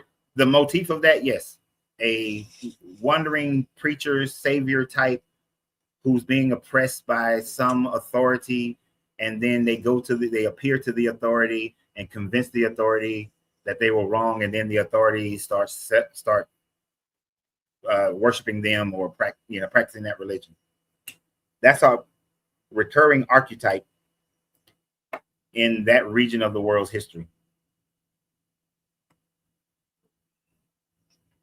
Yeah, I don't know how to defend my point without like trying to convince you that the Gospels are reliable and that the manuscripts are reliable. But they're not. I mean, You haven't shown can't. any evidence for that other than speculation. No, I showed you how King James changed stuff. That I wasn't showed- very convincing. I showed you how even in your Bible, if you go into your Bible, it tells you that everything after Mark 16, and I think it's verse 8, everything is it wasn't in the original manuscripts of Mark, it wasn't in the oldest manuscripts of Mark that we do have. Yeah, but I don't have a problem with that. That doesn't take away from the reliability or the evidence supporting that Jesus was a real person. So adding to the story doesn't take away the reliability. That's just the reliability of the manuscripts. Now, as far as Jesus, No, it was there first. It was taken out later. no. It wasn't there, and it was added to. And then later on, people put it in quotations or put a little footnote there. Because the earlier I'm probably confusing it with another passage, but that one specifically, I believe that it was put in quotations or whatnot because earlier manuscripts didn't have it, or it's because they did have it? No, because earlier Right? manuscripts did not have it. Okay, yeah, I'll just make sure I was right on that. So the consensus is that somebody along the line added it to the Mark story, and their rationale, which trying to prove rationale is very difficult, but the general rationale is that because the other, unless somebody tells you what their rationale is, because the other ones had prolonged stories after the resurrection, they thought Mark should have a prolonged story after the resurrection as well. Yeah, because Mark's the shortest gospel. Yeah. Do you have any evidence to show that like Jesus wasn't real? I'm just curious. Or it's just like from like an argument of silence. Argument of silence, but also an argument within the Bible itself that it demonstrates, which is what some of this other stuff is up here, that it's a fairy tale creation. Matthew has Jesus being born at minimum 10 years before Luke has Jesus being born. You can't be born 10 years apart. You're born one time.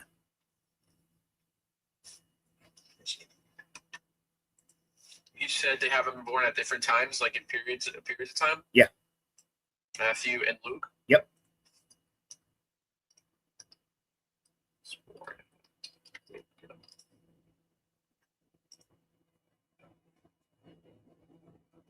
For the virgin birth and the key event so different. Matthew begins with the genealogy. Luke traces Jesus' lineage back to Adam. Yeah, we. Do you have like an exact verse or no? The exact verse. Matthew places Jesus' birth in the days of King Herod, and Luke places it during a census under Quirinius. Yeah. Quirinius does his census of Judea in 6 CE. Herod dies no later than 4 BCE. I don't know if there's an absolute conclusion that he dies no later than 4. Oh no, there's a conclusion to that. It's absolute. What's the evidence for that? Well, based on some of the historians that you already mentioned, like Tacitus, but based on other Roman records that show that Herod ruled, and the dating is between 6. He died between 6 and 4 BCE, and then after Herod, they put in Herod Antipas, his son, and he ruled until 6 CE. And we have the records that show that they ruled. And then that's when Quirinius, who didn't become governor of Syria until 6 CE, came to do the census in Judea, because the Roman records show that it is in 6 CE when Judea stopped being a protectorate and became formally a part of the empire.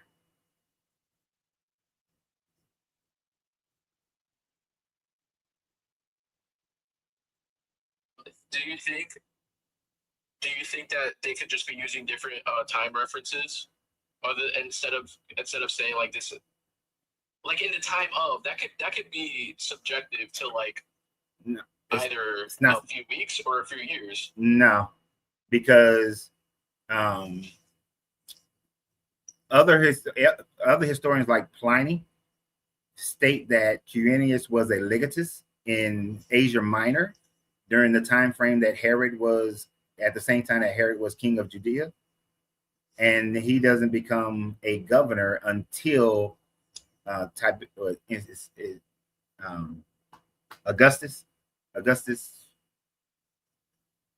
in 6 CE. So we know that the timing matches because it tells you things happen during this person's reign or rule.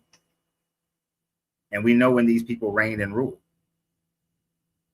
Yeah, and Herod's reign ended around 4. Yeah. But the census is earlier than 6, so around like 5 to 6. No, the census is 6 CE.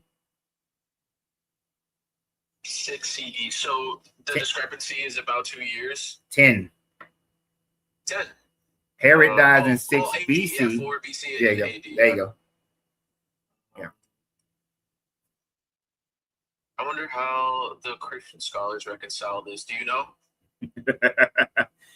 Well, you got some who try to say that maybe Quirinius did a census, an earlier census during the reign of Herod, yet there's zero evidence of a census in Judea. There was a census in Turkey and Syria during that time frame, but not in Judea. And it wasn't done by Augustus Caesar at that time frame either, because Augustus Caesar wasn't in charge yet. Then, so they try to explain it that way to say that maybe it was an earlier census. Other than that, they really don't have an explanation. They try to just avoid it.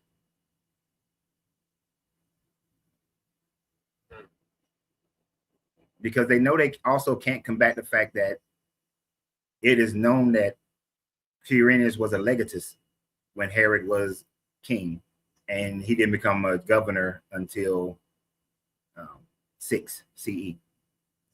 Yeah, I understand what you mean.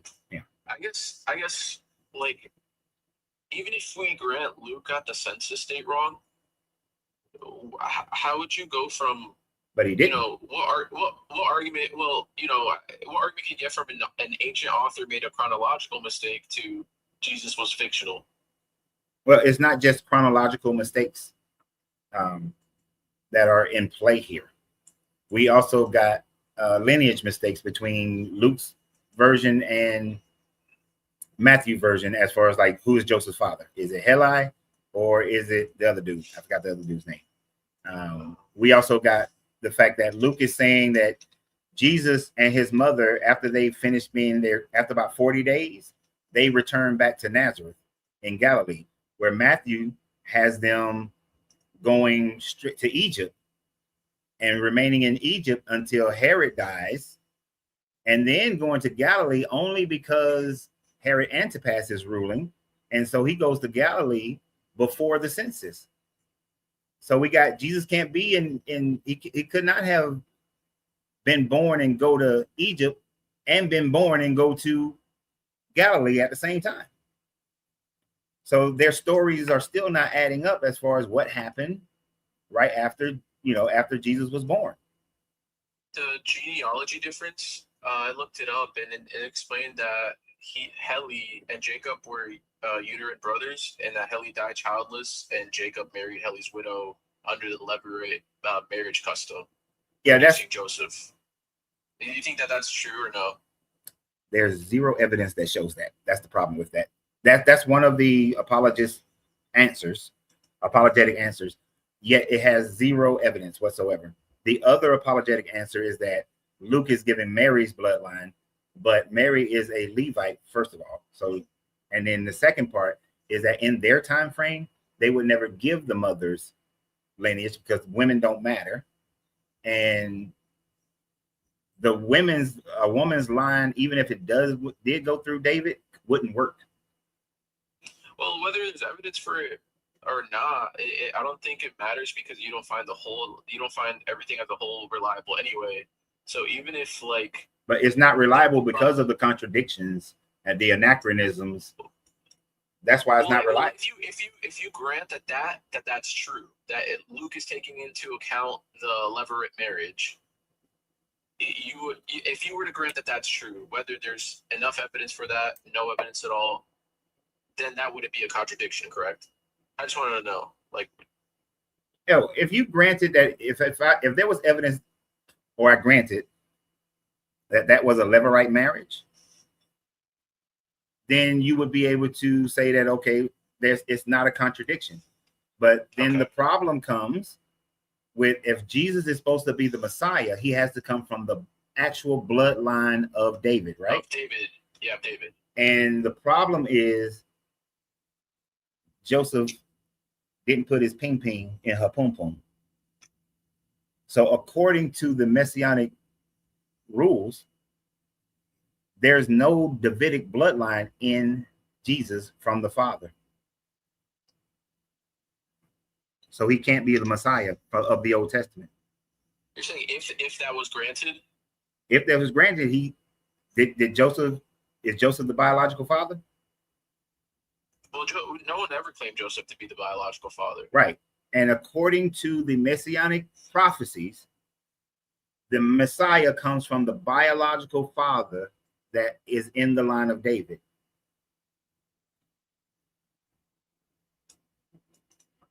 I think that is still in the line of David, though. How Even can if it, that was granted? is your, if you adopted a boy, is he of your biological bloodline? No. The Messiah has to be of the biological bloodline of David. So is it biological? Yes. Is that- All the Old Testament parts that talks about this line of David is all biological. Christians just flips it and let it be adoptive.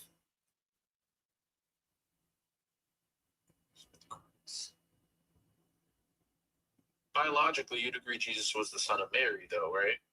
According to the story, sure. Oh, yeah, according to. And he was. And Mary's ancestry traces back to David. Yeah, but in the Hebrew, the mother's biology don't matter. And here's the thing: we don't know Mary's bloodline. We only know that she is of the Levitical. She's of the Levitical priest line. We don't know who her parents are. But I'm pretty sure that.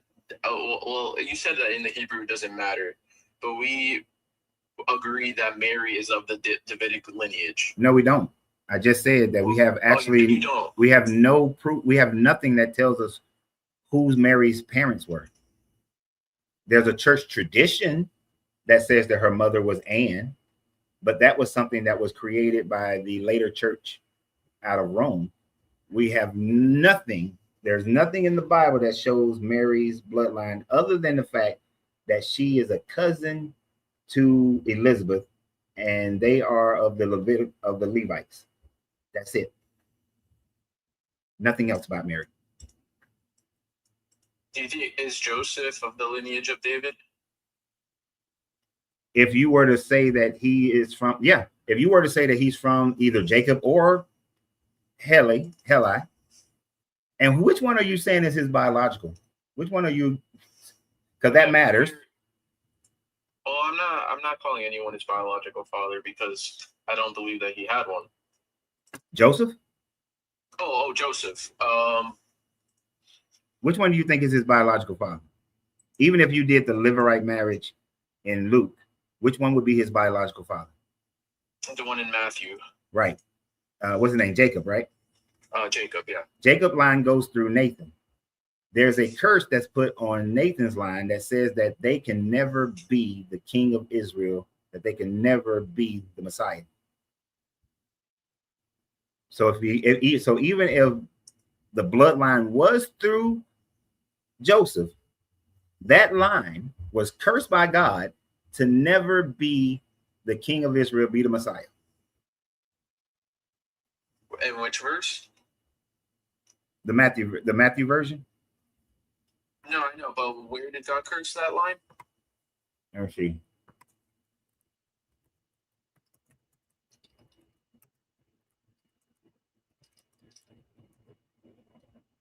It's going to be in the Old Testament.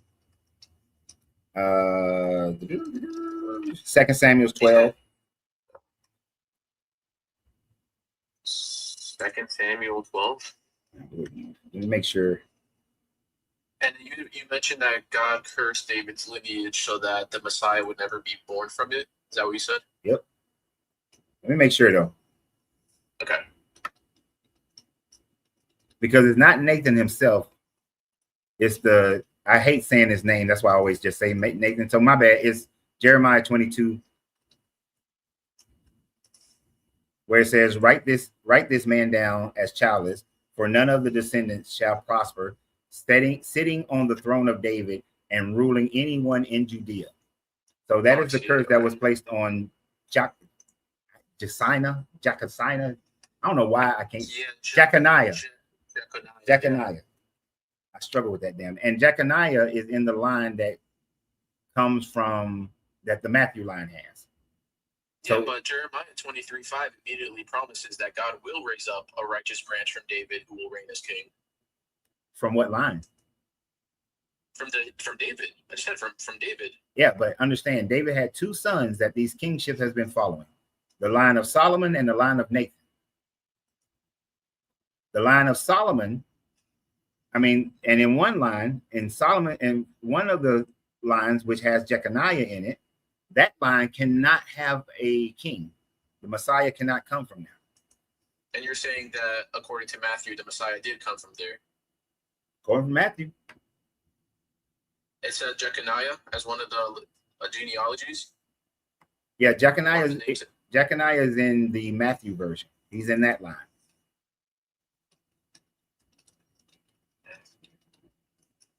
Let me see. So although that would be from the line of David, he loses any legal rights to sit on the throne. And according to the Old Testament, the Messiah has to sit on the throne of David. Yeah, but Jeconiah in Matthew's genealogy. But remember, Matthew's presenting Jesus's lineage, like the royal line through Joseph. And even though Jeremiah 22, what it says, it doesn't say no Messiah can ever come through David. It judges Jeconiah's line. That's my point. I didn't say David. David has two lines: Nathan's line, Solomon's line. Within Solomon's line, there's Jeconiah.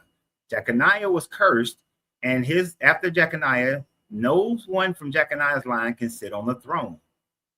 But through Nathan's line, they can sit on the throne. This is why Luke uses Nathan's line, but Matthew mistakenly uses Jeconiah's line.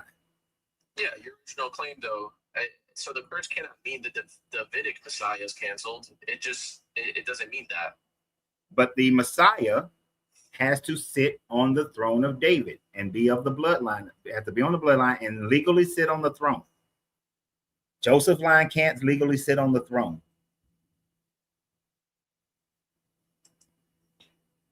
According to, you're appealing to Jeremiah 22?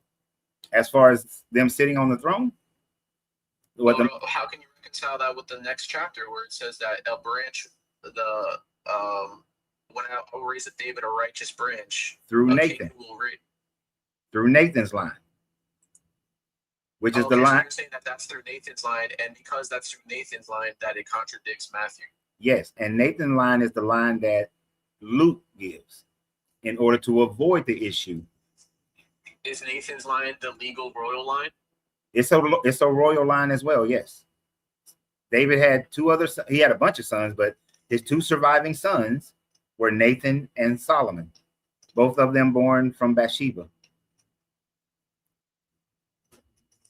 So just okay. So just so I can understand your claim, again, just as a whole, you're not saying that the Davidic Messiah is canceled.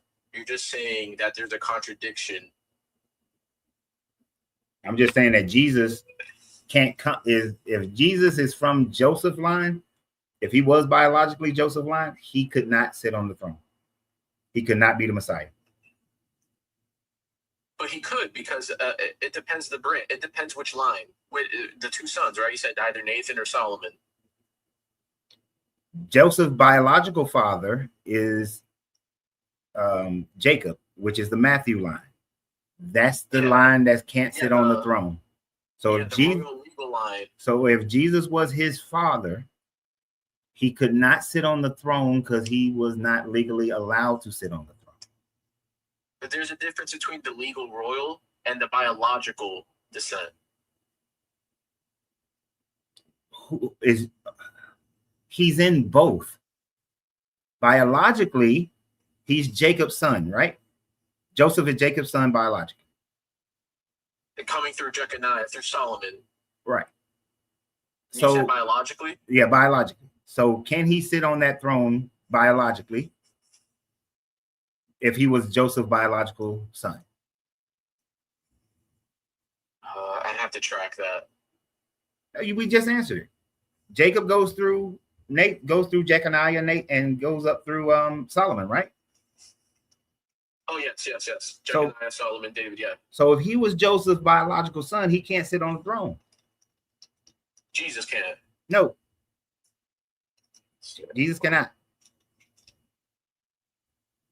Let me just double check. What's the usual response to this? People run.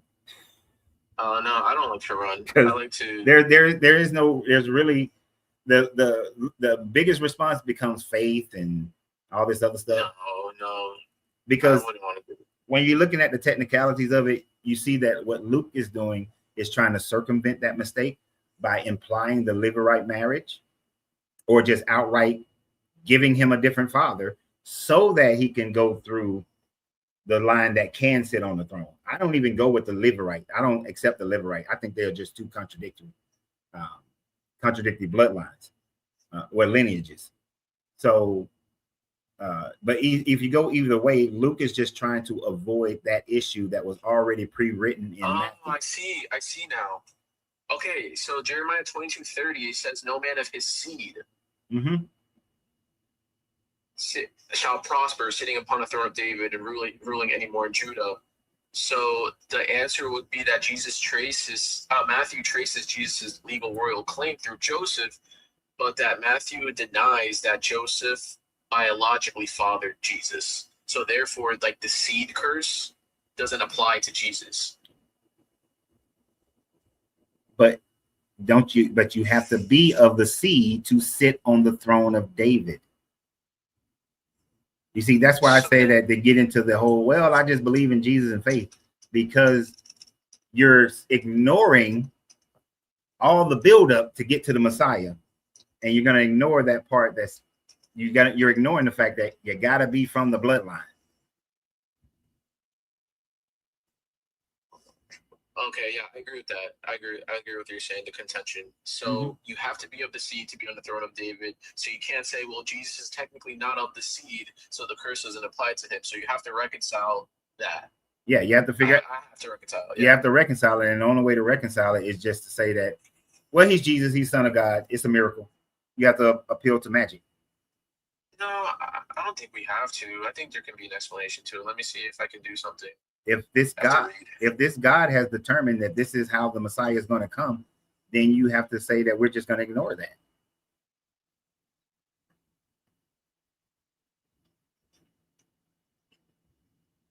And you wouldn't accept because you wouldn't accept him coming through the lineage of Mary? Sorry, so many names. Yeah. No, not a Mary. Like the issue is whether he has to be a biological seed or like He has to be a biological seed. That he has to be a biological seed. Yeah.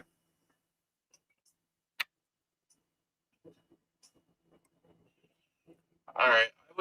I would probably just concede to like interpretive difficulties rather than just, the solutions like an airtight one, because at the same time we have scripture in the next chapter talking about how God is going to raise up David, a righteous branch, a king who will reign. So it's like either God's gonna not rise up a king who will reign, or he is. That's an easy fix through Nathan's line. So who is it? It's no one, actually. It's no one. No, well, here's why. And this is why you don't see the Israelites today setting up a king, because when the temple was destroyed in 70, all the documentations of lineage was destroyed.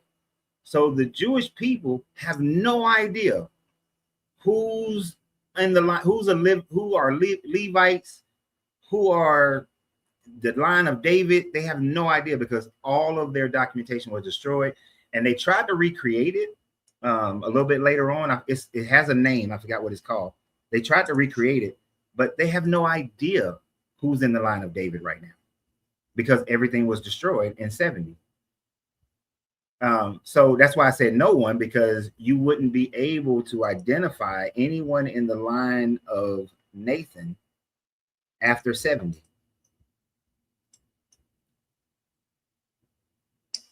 That's good. Yeah, I concede to this without, like I have no preparation for it. I never even came across it. Obviously, I'm not gonna apostatize over something like an interpretive difficulty.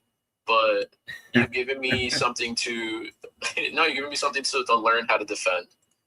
That's why I like joining these lives. I come with the expectation to discuss and challenge each other, and I'm gonna look into it for sure. Okay, but try this.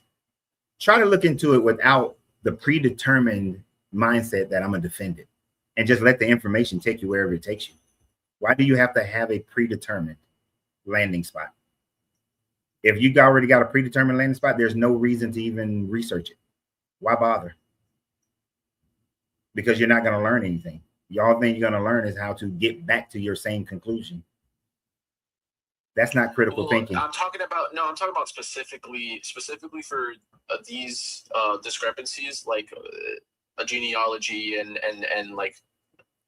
the controversial topic of it has to be a seed, but it can't be the seed, so that this isn't possible. I think the cumulative teaching of the Bible is still absolute. Like the core beliefs and Really? the existence of God and the reliability of Jesus. I think that's still intact for me in my mind. But I want to learn about these discrepancies that I've never heard before, so that not that I can learn how to defend them, but just to see what other people say about it, Okay, there's a whole nother line that I can go into, but I want to let some other people get up here. Yeah. Thanks for your time. All right, appreciate you. Where did my comments go on YouTube? I know that conversation lasted way longer than I said that I was going to let conversations last. It happened. We got to keep moving. Joseph. Damn, I want to call you Joseph all the time. Joseph. I know you've been waiting. Oh. Hopefully you ain't fall asleep on him. No, I've just been listening to him. Okay. With intrigue. I'm listening. I don't just jump on spill my 2 cents or whatever and then jump out, and I listen more than I speak, actually. So what you got for us today? Well, to the last gentleman, he asked the question that it was an interesting question. And he asked you, he said, well, when it's all said and done, how do I prove to you that the gospel is real and that God is real?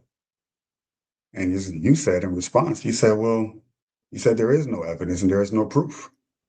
So my response to him would be, is that you can't convince anyone that God is real any more than you can convince a blind man can see. If only he chooses to open his eyes. So at some point, the darkness will overwhelm them, and then they choose to open their eyes to see the light. In the same way that I did. I didn't want to see it. So whatever proof or evidence there was that existed, that I sensed was there, it was more convenient for me to not see it, to close my eyes to it.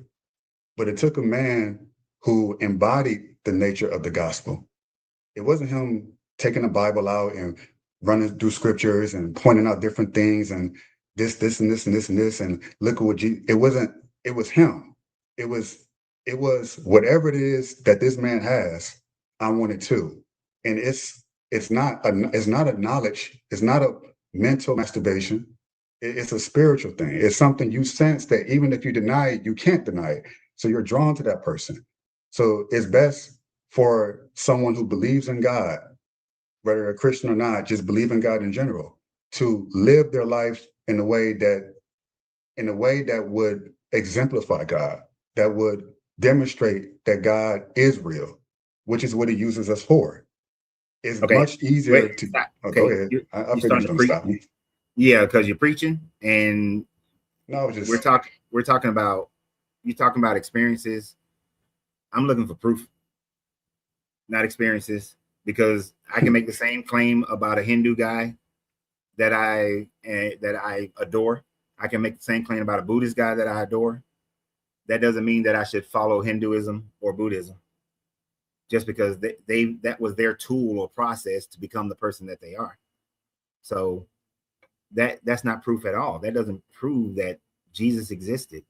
And when we take these messages, what the gospel exemplifies, that's because we're cherry picking what parts of it exemplifies how we think our morality should be today, not what they were saying back then. Jesus called that lady a dog. I'm not trying to exemplify that at all. Now, a person who believes in the Bible today probably won't exemplify that. A lot of them don't. Some of them do, but a lot of them don't exemplify that aspect of Jesus. But at the end of the day, it doesn't prove Jesus. And that's what we're talking about. Prove Jesus. well, I would say I have that proof, but I don't think nah, I shouldn't say that. I was going to say I don't think you would. I know you wouldn't accept it, but I think you would be curious enough to look into it. But I kind of foresee your first thought is going to be like, well, how is that not any different than anyone else who says that they are? If it's some experiential or emotional thing, then yeah, it's gonna be the same thing, unless you got some hardcore proof. I mean, the only hardcore proof would be the person himself, right? So, for example, if I say, well, oh no, okay, that's not. So you're not Lorenzo. If I say, are you Lorenzo? And then you tell me you're Lorenzo. So what else do I have to go off on? Maybe your birth certificate?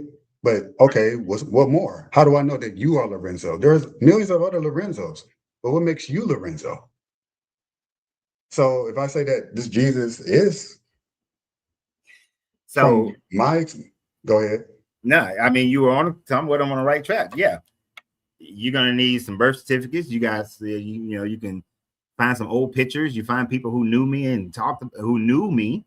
and are able to say, oh yes, I knew him. I went to high school with him. I went to college with him. I was served in the Marine Corps with him. Plenty of other documentations that show that I was actually in all the places that I claimed that I was in. All of that kind of stuff proves that Lorenzo existed. He existed. He was in the Marine Corps. He went to the University of Alabama for a short time frame. He was married. He had these kids. He went to this high school. And we have evidence to show that all of this is that person that's sitting on the screen right now. Yeah. You'd be able to say Lorenzo exists. You'll be able to prove me that I'm here. We don't even have contemporaries of Jesus. At least people who was walking around with him during his time frame saying that, oh yeah, there's this Jesus dude. He over there preaching and doing some miracles, same miracles everybody else does, but he doing some miracles. We ain't got none of that. I don't expect to have coins minted with his face on it or things like that, but if he's going around Judea doing all the shit that he claimed that he's doing, somebody's in that Roman Empire, which is a mixture of a bunch of different people, would have mentioned him, talked about him, but nobody does.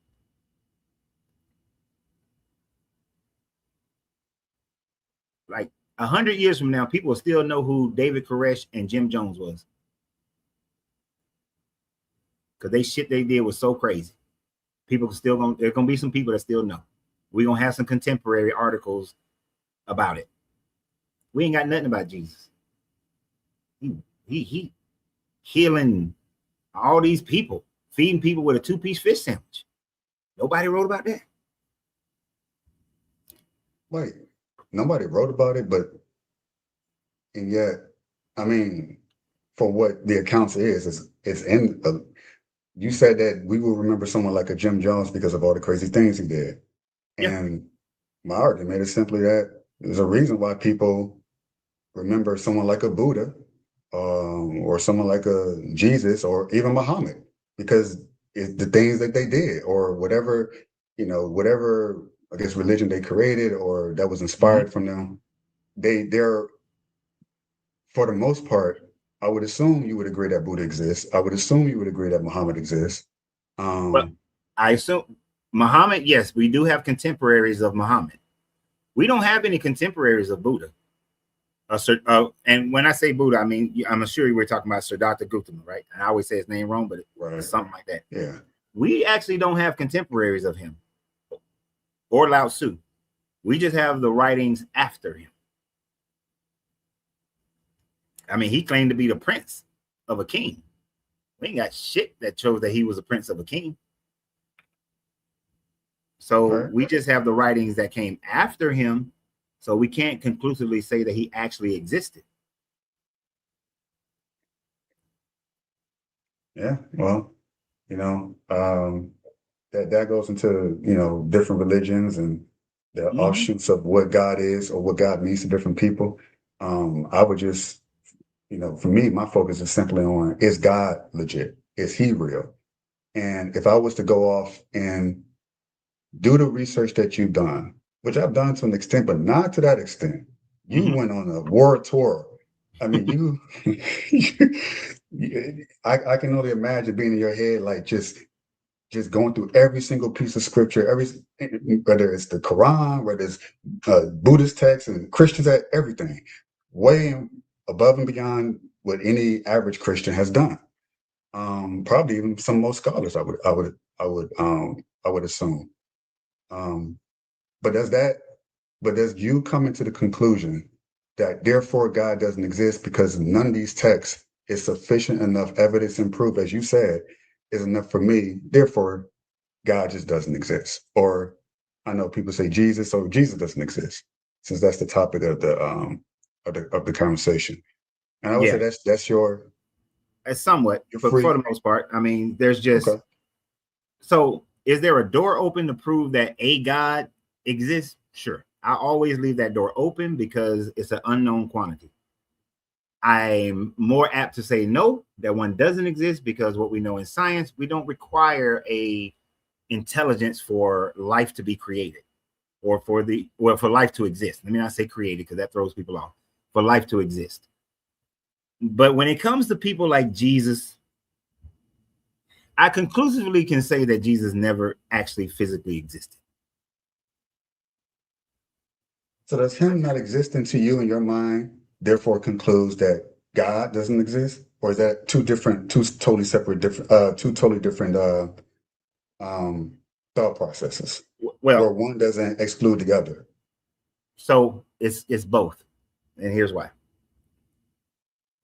Without Jesus, and of course, on tomorrow's Friday. So on Monday, I'll probably talk about the Old Testament. So without Jesus and without the Old Testament, the God of the Bible does not exist. Period. That God don't exist. Does that slam the door on all gods? No. On the idea of a God, it doesn't slam the door on that, but it definitely slams the door on the Abrahamic God. So you understand what I'm saying? Yeah. So I don't know how a intelligent creator, designer of the universe would be able to demonstrate itself so that I accept that that's what you are.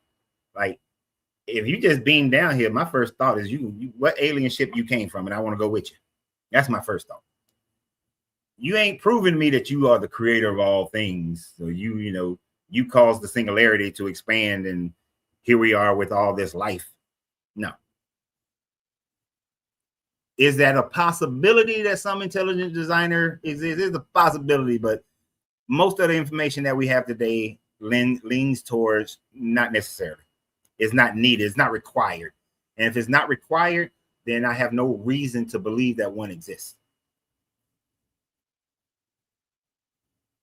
That is, to me, that's not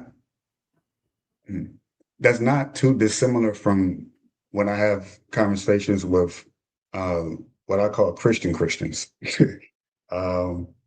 They're very dogmatically pro-Bible, and everything in the Bible is true. You're dogmatically that everything in the Bible is not true. No, I do my thing where I say that 99% of the stuff in the Bible is not true. They got about 1% of truth in there. Which is the same argument that a dogmatic Christian would make. Well, no, yeah, it depends on what we're 99%. talking. And actually, don't say let me put 100%. it in the context of it depends on what we're talking about. Let's say we're talking about historical stuff. Well, it's About not even that. about 1% of historical stuff in the Bible is true. And that's not being dogmatic. That's just, it is what it is. The only proof that we have proof like cities existed. We have proof that certain people existed. That's about it. As far as these miracles and God stuff happening, we have zero proof of any of those things.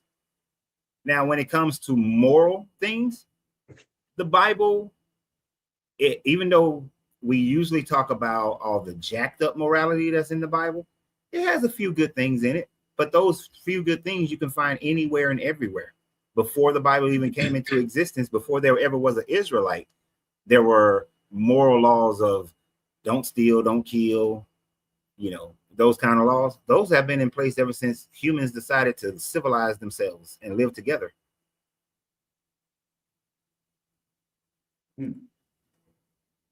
They have been in place ever since. I wonder why that is. I guess it just magically was just instinctual for us to just don't steal, don't kill. Well, it's a natural outgrowth. If let's say Natural outgrowth. Yeah. Okay. Think about it like this. If you take Joseph, you put Joseph out in the middle of nowhere by himself, just living off the land, you don't have to worry or you don't concern yourself with the ideas of stealing and killing, and because those things are non-existent to you because Joseph is living out there by himself, right? And even if Joseph is out there with a woman and y'all got you got some kids, it's still pretty much the same thing. You ain't got to really worry about it. But as soon as Joseph and let's see, let me pick somebody, Cosmic Pac or Dalius decide that we're going to live in the same community as Joseph and his family, that's when you have to start saying, well, first we sharing everything. But when you get enough people, now you got to start developing laws and rules and morals where you have to say that, if it's beyond the capacity, if the land is beyond the capacity and people are storing up stuff and you starting to barter and all that, now we starting to get into, well, let's not steal from one another because we're not going to be able to live, because every time somebody steals or does something, we fighting and we killing people. So you have to start developing morals and laws then. You see what I'm saying? So that brings up, so it's the development of humans living together that create morals and laws. So you're saying the only reason why these moral laws exist essentially is because of self-interest. Oh, if I steal, then, if I kill, then it's not going to benefit me to kill this person. It's not going to benefit me to steal from it. It's not based on the well-being or the care. And now it is based on the well-being of the group. It is not based on the self-interest. Self-interest does have its part to play in it, but it's overwhelmingly majority. We are doing this in order to maintain this agreement to live together for the benefit of the whole. Like, we're not going to be able to live together if we are killing and stealing from one another. So in order for us to do this, in order to maintain a healthy group, we have to have some type of rules and morals. Well, I would use this example, and to me, it's an obvious example. Someone who can't hunt, who perhaps lost their foot in the saber-toothed tiger fight or whatever, what motivation would I have knowing, oh, this person got a lost foot? I got to bring him back to camp. But why would I do that? At this point, it's not, he doesn't do me any good or the group any good. If not just me, the rest of the group, he's going to be a liability. He's going to be a cripple. He's someone I have to now take care of. Yeah. And there were societies that did that. And there is absolutely. Go ahead. Sorry. I'm sorry. I was just saying that based on if it's not self motivated and if it's not group motivated, because it's not going to, that person is not going to motivate the group, or not motivate, but be a benefit to the group in terms of anything related to sustaining the group. They're going to be someone the group has to take care of. What incentive outside of these natural, you said it's natural things that just come up humans, and it's based off not just self-interest, but also the group. Now that we established that it's not someone with a chopped off foot can no longer be of interest to the individual, nor an interest to the group in terms of any economic value or whatever value. What then would be the purpose of me saving that individual with the cut off foot from the saber-toothed tiger and bringing him back to camp, knowing I'm going to have to feed him out of my share of the, what would be the motivation? Yeah. It was just a natural thing. Here's the thing. And you have just demonstrated why morality and laws are subjective and not objective, because there have been civilizations that had that viewpoint, and other civilizations thought that that viewpoint was terrible.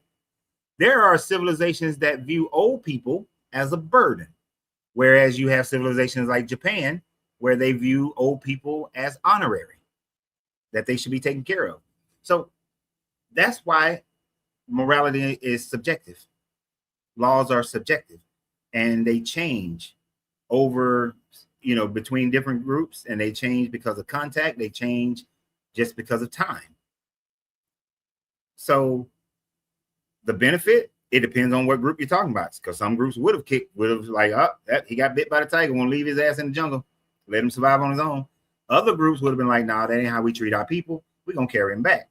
He can find something. He can grind. He may not have a leg, but he can grind meal. We'll find something else for him to do. Different societies have done different things when it comes to that. Like, society is not a monolith where everybody did the same thing, because it's all subjective. Just like these rules in the Bible, these ideas, these morals in the Bible, they're all subjective. There's just a few of them that the overwhelming majority of societies agree upon, because you got to in order to have society. Like, you got to have no murder and you got to have no stealing for any society to survive. Those are going to be the closest thing to objective. But there are some societies that don't even see it that way. They like one for all and all for one. Well, I mean, not one for all, all for one and fuck the all. Oh. So we've seen that. Okay, well, so morality is all subjective. We make it the best we go. Slavery is subjective. Rape is subjective. It's all based on, the culture at the time or the times of the time. That's interesting. That's an interesting take. And if you take that take, then nothing really actually. What's the point of having I don't see the point of even having a moral. If I can just do anything I want, there's no consequence, because I can just make up my own law, right? I can just go out and do. No. See, people try that consequences. People try that one all the time. Go back to the first part of what I was saying. In order for a society to live together, there has to be some types of rules and laws that does have consequences. You cannot live in any society where there are no consequences to your actions. Every society. Now, if you go out and there's some islands that are uninhabited, you go live on that island by yourself, you can do whatever you want. Oh, them people that live on the Marshall Islands, North Sentinel Islands, they have their rules within their group, but if their all rules also say if anybody visit us, we're gonna kill their ass. That's their morals. That's their society. It benefits them. It don't benefit you. If Joseph try to go there and tell them about his God, they're gonna kill you. But so it wouldn't benefit you, but they have their own rules. We don't know what they are because everybody get killed every time they go there. And now that they're a protected society, no one can go there and force them into anything.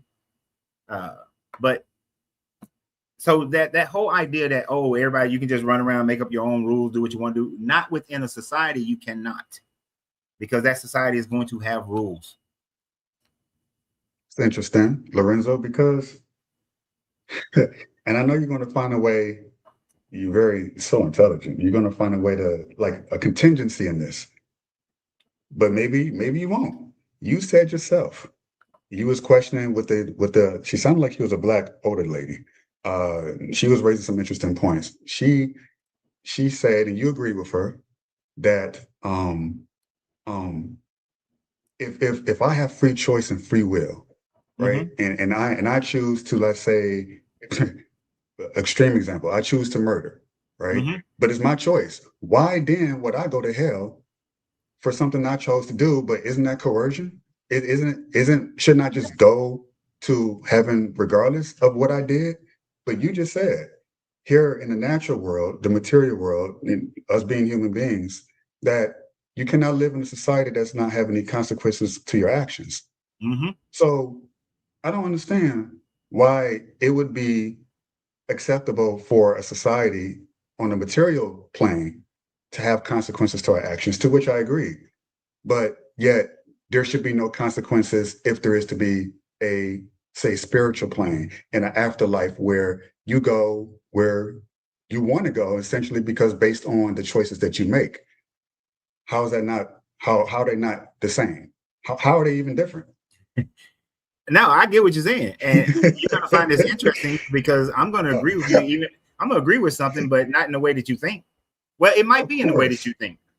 No, I'm listening. I don't want to think anything. If there is some type of afterlife after this, and it is created by you, because you just said that you go to a place that you want to go to, then that means you're creating it. You decided what that afterlife is, not some God, right?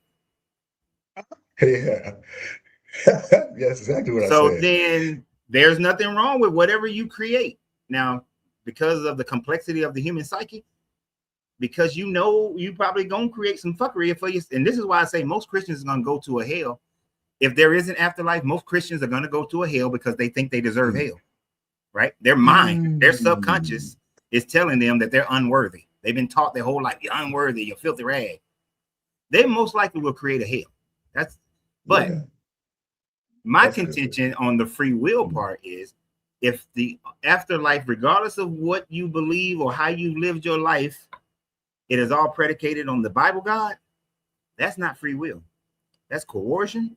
That's a ultimatum.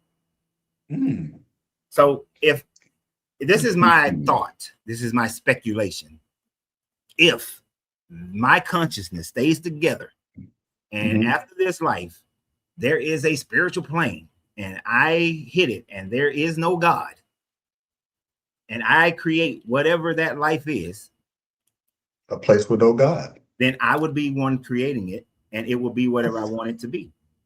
There's going to be a lot of ice cream and it's going to be fun. But if it's predicated on some God, it's not. Now, the Hermetic viewpoint is that there are multiple spiritual planes above the physical plane. And depending upon how well you develop your consciousness, this is also in Buddhism and Taoism, depending upon how well you develop your consciousness, which will be displayed on earth based on how you treat yourself, the world, and people, then you will rise to a certain level of consciousness that is equipped for your level.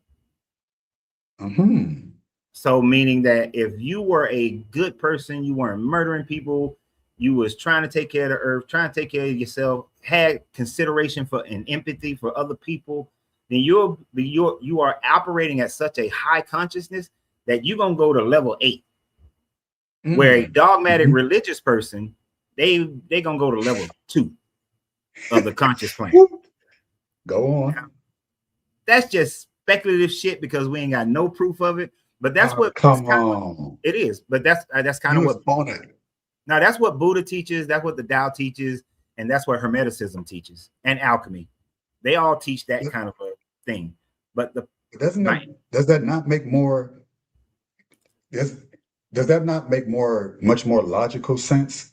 Logically, compared to how the Bible depicts how a God sent you to a place if you make these choices, versus it makes sense if you're doing these things, you're creating this, regardless if you believe in God or not, because you can be a crazy Christian and think but hell is so real to you, you end up going there. Or you can be an atheist like yourself and have no belief in God, but because of how you treat others, because of the way you live your life, in a way that, let's say you don't believe in God, but God sees that he doesn't believe in me, but he's doing the things that someone who would believe in God would do.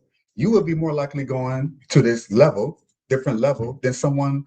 So in other words, perhaps a Christian who supposes that you will go to a place that you deserve, they would actually go into a place that they deserve, and you would be going to a place that you don't even know yet, or even believe is possible. But because of how you live your life, your actions speak louder than words. I would say that is a more comforting thought than a logical thought. A logical thought would be like what somebody was talking about earlier when they mentioned Occam's razor. From what we can identify, from what we can observe, I should say, when someone dies, their body, their energy just scatters into the ground, the atmosphere, just into their, your energy just scatters. Over time, it dissipates and becomes other parts of other things. The only thing that we don't really know is the conscious energy, which like your brain waves, your consciousness. We don't even fully understand the consciousness. We don't even know where all it comes from yet. So the question that scientists who study the consciousness is asking is, after death, what happens to the energy that is your consciousness? And no one knows, because we cannot really, we have to first identify the consciousness to be able to study it and observe it, to know where it goes or what happens to it. So until we can do that, it's all speculation. But so logically, it just dissipates. You ever see that movie Powder? No, I saw the movie Ghost though. Powder is what I'm talking about, and kind of what you're talking about is exemplified in this movie Powder. When he finally died, he's like this kid who, I don't know, his mother was struck by lightning when she was pregnant, and he is working at a different conscious energy level. Yes, it is. Yeah. Okay, you did see it? So it's been a long time, but yeah. When he died, what happened? His consciousness just spread all over the world. Right? And everybody felt him. You remember that part? That's the old movie. I remember his face, and I have to rewatch it again. You could probably find the clip on YouTube where he's getting struck by all this lightning and shit. He finally raises up, and then his body and his consciousness just expands out in this big ring. And then everybody who's still alive, like the woman who was caretaking for him, she's all like, "Oh, I can feel him. I can feel him." And I love that actress, by the way. That's one of my favorite actresses. And she was like, oh, I can feel it. And everybody's like, I can feel it. His consciousness just became a part of the ether and everybody else, and, so on and so forth. That could be it. We just don't have any proof of it. That's all. And that would be my hope. My hope would be that my consciousness stays together and becomes something, go into some other plane. My only question is, where was my consciousness beforehand? Because was it just bits and pieces of all my ancestors? And that's my consciousness now? But if it's bits and pieces, then that means that when they died, their consciousness, they lost some of their consciousness. You see, that's a dilemma. So I think I have an answer. Occam's razor, it just all dissipates. I mean, your consciousness, before conception, right? There's something that takes place. Even a woman would say, I can feel it. Can start off as a seed or whatever is germinating, and then they can feel something enter their body, or in that little body, in their body. We would never understand that, but there are quite a few women who document that. I just knew when I became pregnant, before the pregnancy test, like they just feel it. So it's something, you come from somewhere, this consciousness out there, to go in there in that womb for women who are sensitive enough to feel it without the test and all these other technologies. You would imagine before that existed, they had to kind of feel it out more. They had to rely more on their senses and their internal state versus the external, which is a lot of the sciences that we rely on so heavily. So you come from that space. I mean, I don't want to get too, I could, but it's not the time and place for it. But I would say, when you said, does Jesus exist? Some of this information, not all of it, but a lot of it, my understanding, because of the questions you asked, and I could not let him, I just couldn't let him go. It wasn't sufficient. The Bible wasn't sufficient enough for me for the questions that you posed that I wanted answers to. So I just simply asked the question directly to the source. And you say, well, that's an experience, but I can't help. This is just what happened. Yeah. Experience. Hey, That's just that's just an experience. I've had those experiences. Well, So- I'm just, it's not nothing crazy, not a long story. It's not a story at all. Now, just no saying stories, that man. No I'm saying- experiential stories, especially I'm saying when we got I prayed 15 about minutes it. left. 15, 20 minutes left. All I'm saying is that I prayed about it, and then I was led in the direction to a person who claims to be him and who I thought was full of shit. But yet, in listening to the things he talks about, a lot of the stuff that you let's say disagree strongly with Christians about, or not just Christians, but other religions too. It just so happens to be Christians kind of like the focus. He disagrees with, right? A lot of things that Christians believe about God in it or about him, he says that ain't it. And it just makes sense. Now, this person who claims to be who he say he is, as Jesus, for me, that was less important than what he was teaching. What is he? What is it? Is it confirming the things that's in Scripture that I already know and sense to be off? Things that we sense to be off. The things that talks about homosexuality, for example, how they treat women in the Bible, for example. Joseph, I'm gonna have to stop you, Joseph. We can't. These are stories of experience, man. I prayed when I was younger that God would lead me to the people and places that would affirm my belief, and everything that I got led to took me away from it. So experiences don't mean shit. I ain't trying to me. And when it comes to evidence, it means something to you, and that's great. But it doesn't prove Jesus, and that's what we're talking about. But let me let some other people get up here too. Because I got about 20 minutes. I kind of figured that. Yeah, I kind of figured it wasn't. It's unfortunate because I think you would have found them very interesting. But also, it may be interesting, but it's not going to be evidence. It would have been confronting about things that you believe that you would have been like, "F this guy." That ain't. It's not. It would make you angrier because of pride and ego. But that's all I'll say. All right. Appreciate you, man.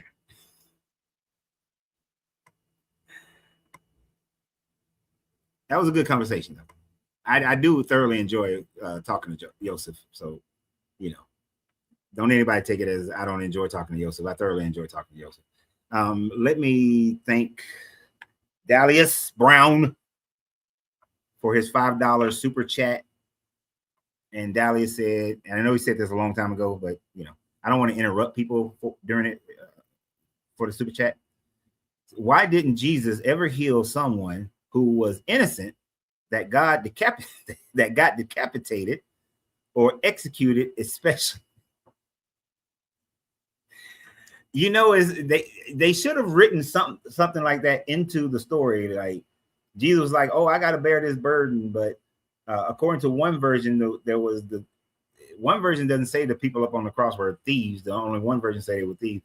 He could have took the thieves down, which actually coincidentally is a story that Josephus told in his writings about him going to Titus after seeing 3 of his friends up on crosses, and then Titus giving him permission to go back and take them all down. And 2 of them were dead, but one of them was still alive. And so Josephus was able to do that. And somehow that similarity creeps into your biblical story.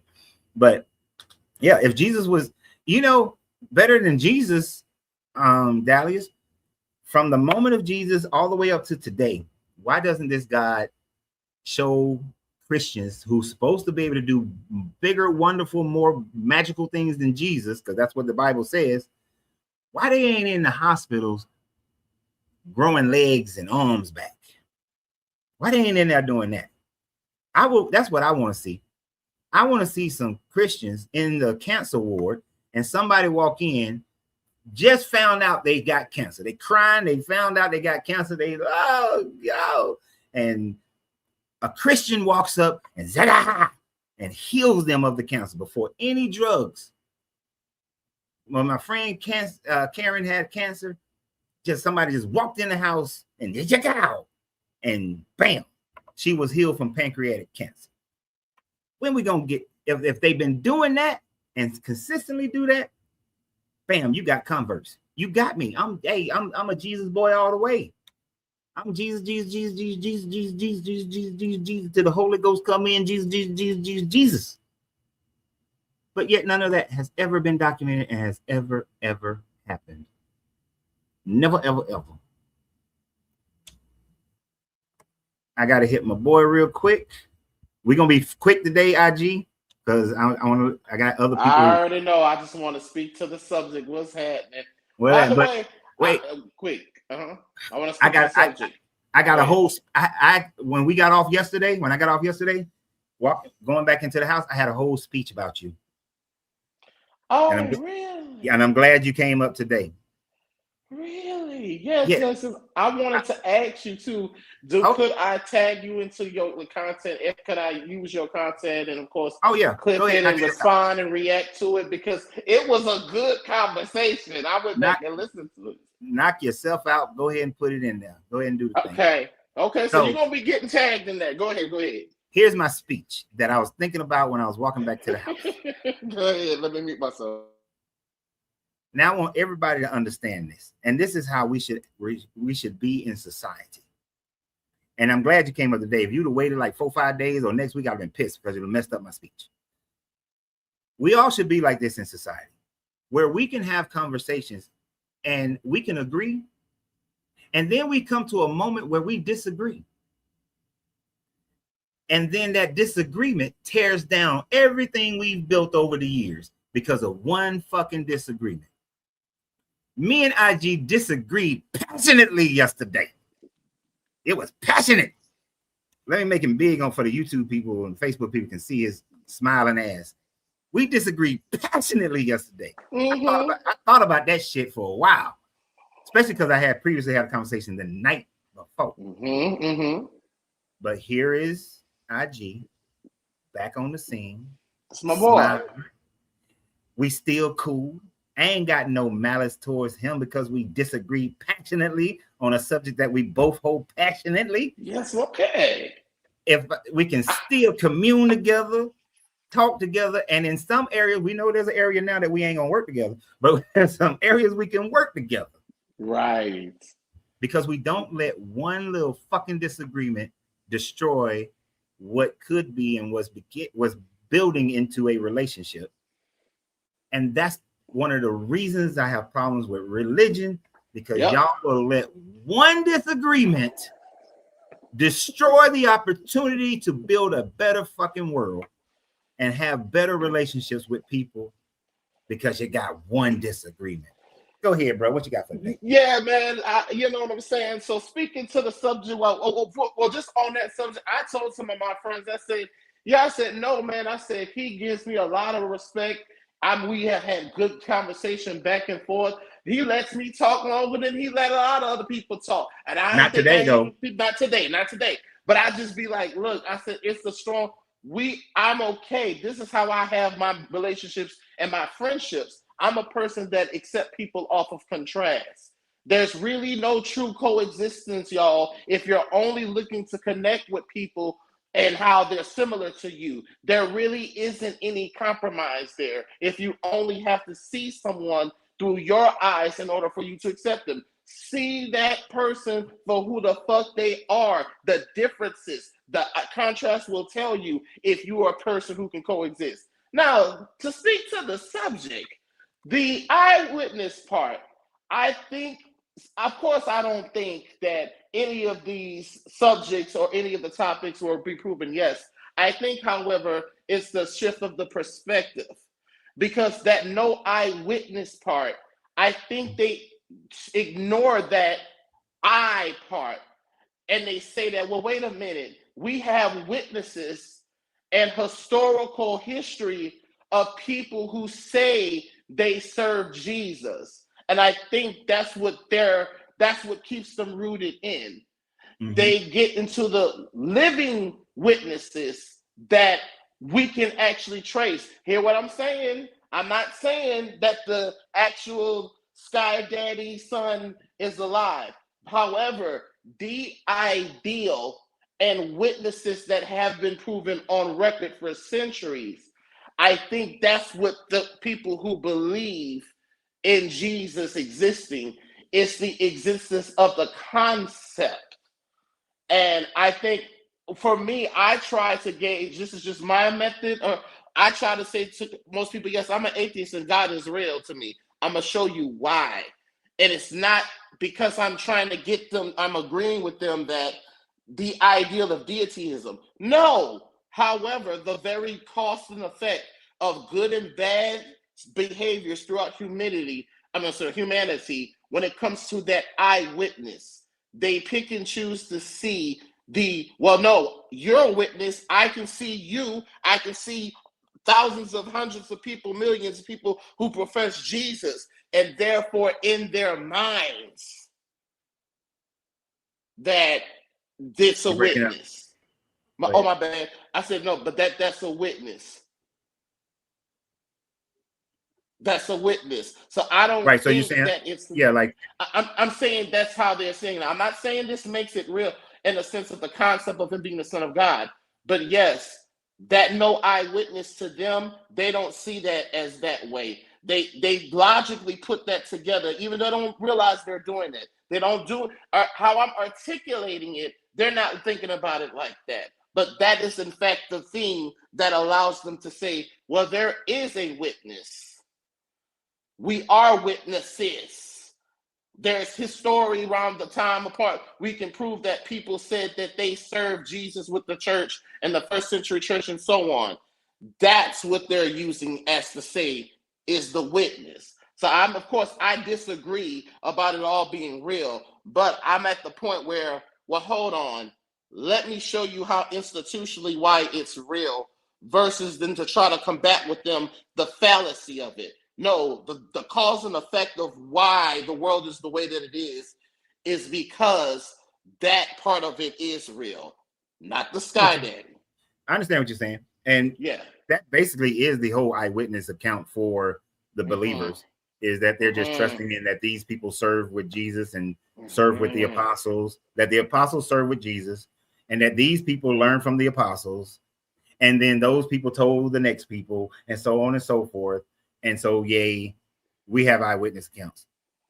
Yep. The disconnect comes when you can't prove that Jesus, you can't prove. So if you're going back, when you get to the earliest person, which would be Polycarp, Polycarp never claimed that he served under John, but Irenaeus says that, oh, I learned from Polycarp and Polycarp learned from John. And people accepted what Irenaeus said, and that created their connection to Jesus, because as they say, Jesus served, he knew Jesus. But you got Polycarp never said that, and Polycarp never demonstrated it. It's just that his lifetime aligns with it. And so it's just a claim.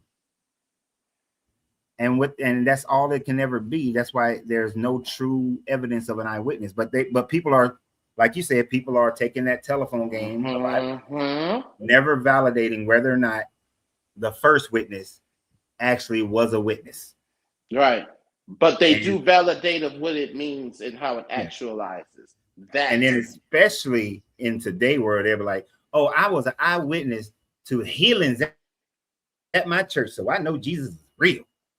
You ain't witness shit. Exactly. You witness some emotion. You ain't got no data to back that up. Well, no, I have data, and I'll talk to you later. Yeah, I have data. We got, all of the missionaries and everything around the world. See, that's my data. It always falls into picking and choosing when to take things literally and figuratively. I'll let you later. I'll let you later. We at the end of the show, so I got to go quick, and IG can go for like 30, 40 minutes. We ain't got 30, 40 minutes. We at best got about 10 minutes before my bride get home, and she is more important than all of y'all. Shit, Maurice, we in the speed time. Maurice, we're in the speed zone now. We going quick now. We're in that last 10 minutes. Maurice ain't say nothing, so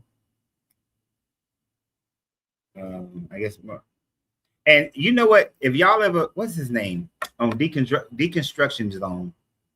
Shit, he got this video where this woman came on there and she was a black woman, and she was doing the whole, I've seen people get healed from HIV, from AIDS, and I've seen people get healed from that. And they were like, where's the data? Where's the proof? And the dude, she was saying the dude was taking the drugs, and now he's non-detectable. That's what the fucking drugs do. And she was still like, I've witnessed it, I've seen it. And it was so damn hairy. So I don't know how you will find it, but if you look up old boy, you might find it. Low. What's up, man? I know you over 21. What is that? I didn't think you was gonna call me. You know, I've tried to keep conversations down to like 10, 20 minutes, but you know, that's a hard thing to do. Yeah, I'm always. Hard thing to do. I got about 9 minutes. What you got? Okay, I kind of wanted to get on that conversation you was having earlier about the Luke and Matthew, and one thing in my deconstruction that I've come to realize is that the entire concept that the Gospels are supposed to line up with each other is something that developed. You know, it's not actually in the text itself. Yeah. None of the Gospels talk about the other Gospels as being pointing to the other Gospels saying, you know, this is the word of God or that's the word of God. Yep. You know, like in the Old Testament, you have the Kings and Chronicles talk about these other books. Mm-hmm. In the Book of the Kings and the Book of Chronicles, or in the Book of Jasher, all that stuff. And it's funny how like Kings and Samuels and Chronicles, you can find where they contradict each other. But they both, and see, I wanted to go in that conversation with that young man, but we had already been talking for about 40 minutes because that was at the end. Because the thing about it is, there is no univocality within the Bible. It does not speak all at once. And I'm gonna give you a little sneak peek. I'm gonna give all y'all a little sneak peek. I'm working on a video where I'm going to show that even the Gospels and the letters, well, mainly the Gospels and then the writings of Paul, are really just different sects of Christianity teaching different messages, but then was forced together to try to become one cohesive story. I would mostly agree with that. You know, this is my new theory. This is my new theory. I know this might have the same theory. The way I look at the Gospels now is that just like you had these people, you ever had these kids come to your house and try to get you to change your gas provider? Yeah. Yeah. Okay. So I knew I dated a female that did that, and so they get trained. You know how to do that. They have a script that they go by. But then when they go to try to make the deal, they could go off script and add their own stuff on top of it to get people to change. Right. So I think with the Gospels there was a core story, but depends on who they were talking to. They told different stories. That's why you got Matthew when he's writing. He got Jesus appearing to them outside of Jerusalem, while Luke, everything stays in Jerusalem. Yep. You know what I'm saying? It's like whoever they're talking to, they don't want to offend the people, certain people. They might want to appeal to certain things, but certain people. So that's why you got these differences in the stories. Even with the lineage, the difference between Luke and Matthew. There's nothing in the story that says anything about a royal lineage. This is different and all that. And the Levirate marriage, yeah, that's all shorted because we got this concept that they were supposed to be writing congruently together. and they're not. Yeah, they're not. They're like different stories to different people. But that's why I say that they're right. Yeah. See, the consensus is that they are writing to different audiences, and most Christians are willing to accept that. The extra step that I'm taking is that not only were they different audiences, these were different types of Christianity in late first century, early second century that these people were writing to and trying to convince them of this new story of a previous religion that they are now adding their own spin to, just like Joseph Smith did with Mormonism. Because Matthew also, see, the other problem with Matthew demonstrates in multiple areas that he didn't know Hebrew and was most likely a either Hellenistic Jew or just a Gentile, period, and was writing trying to convince Jews to convert over to this new form of Judaism that was based off of a previous religion of worshiping of Christus. And so he wasn't even trying to be relatable to Mark and Luke and John. He just used parts of, and he just used parts of Mark. He used Mark to create his story. And then the most offensive one is John. John don't give a shit about none of them other gospels. John is writing what he want to write. I think John was writing with some of those gospels in mind. I think he was trying to clean up some stuff. Oh, definitely trying to clean up stuff. Yeah, he's trying to clean up some stuff. And then you have Luke. Luke says it that he felt like he was writing the perfect gospel, while these other gospels were basically had things out of order and were and correct. Luke got so much stuff wrong, and I'm of the thought that Luke is really just copying the Marcion gospel and not Luke doing his own thing. The reason, because it seemed like I don't really understand why people think the Marcion gospel came from Luke. It seemed like it would be the other way around. Because when you look at the early church and what the early church says about it, it could be lying. But my understanding is that Marcion actually accepted Luke's gospel and Paul's writings and nothing else. Well, it is. It's just, and it's not except. See, that's the little tweak right there. First, you got to understand. Almost everything we have from about Marcion is the early church not liking him. So of course they're going to write negatively about him. The Marcion's gospel was not called the Gospel of Luke. It was called Marcion's gospel, right? It was never called Luke at that time frame because the books weren't named by this time frame. Remember, Marcion is putting this together in 144. It doesn't become known as Luke until 180 with Irenaeus. Somebody name it. I mean, with Irenaeus. Yeah, Irenaeus in 180. But he named. It's another guy, Papias. No, Papias named Matthew. No, Papias didn't name Matthew. Papias actually says that he rather take and believe the oral tradition than to accept any of the writings. No, Papias talked about Matthew writing the sayings gospel. What else he said? That's the Thomas gospel. That's the Thomas gospel. The Thomas gospel is the sayings. It probably was originally the Matthew.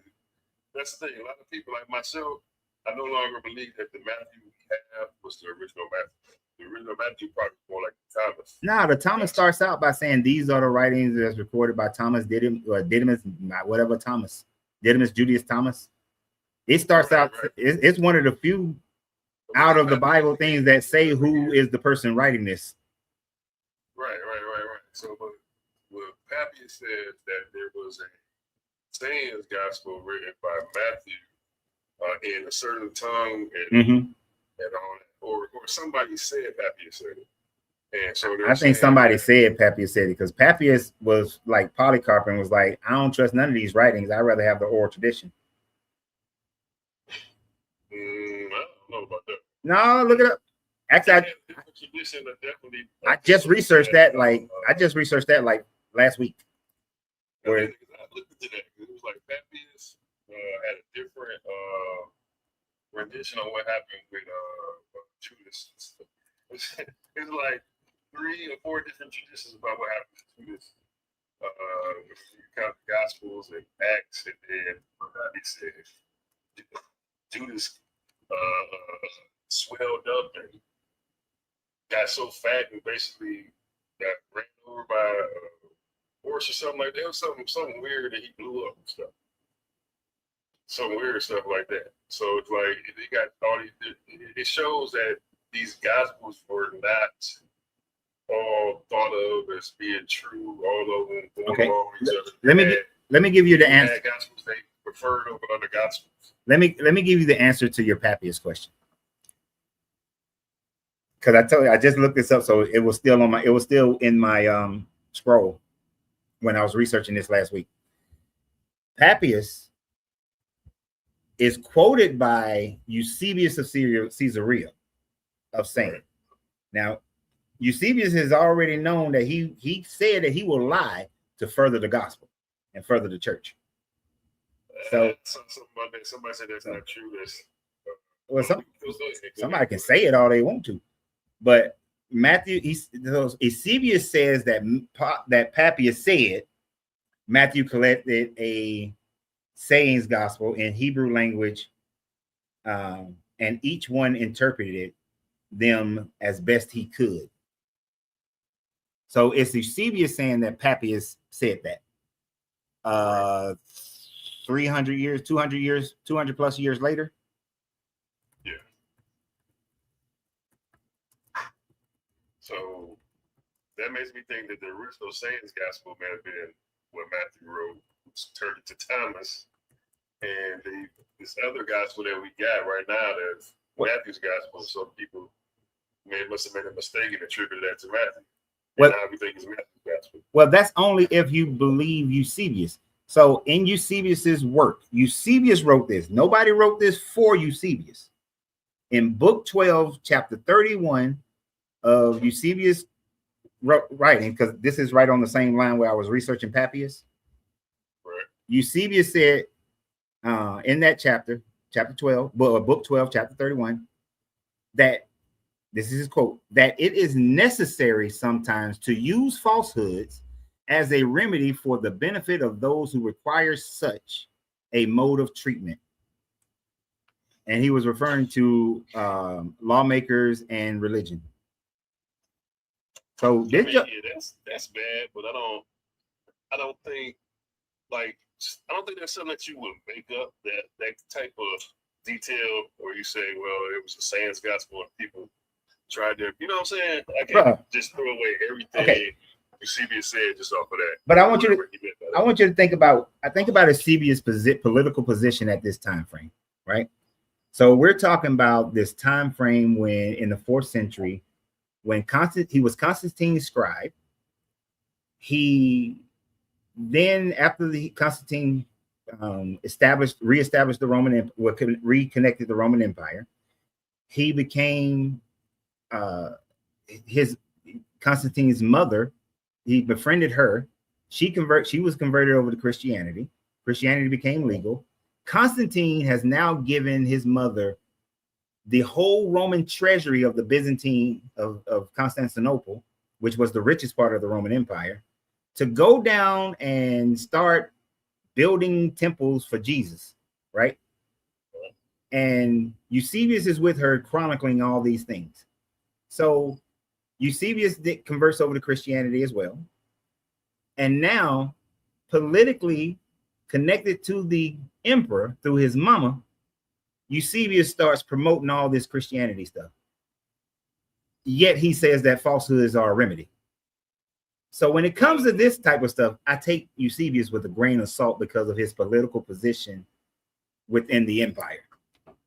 Yeah, I can understand that, but like when I read the whole verse, when I actually read through it, I think for the most part he's being faithful, like, because the stuff he says is seems like he's actually searching for truth, like even though why they accept certain things, why he would say, well, this was accepted, but it was spurious also.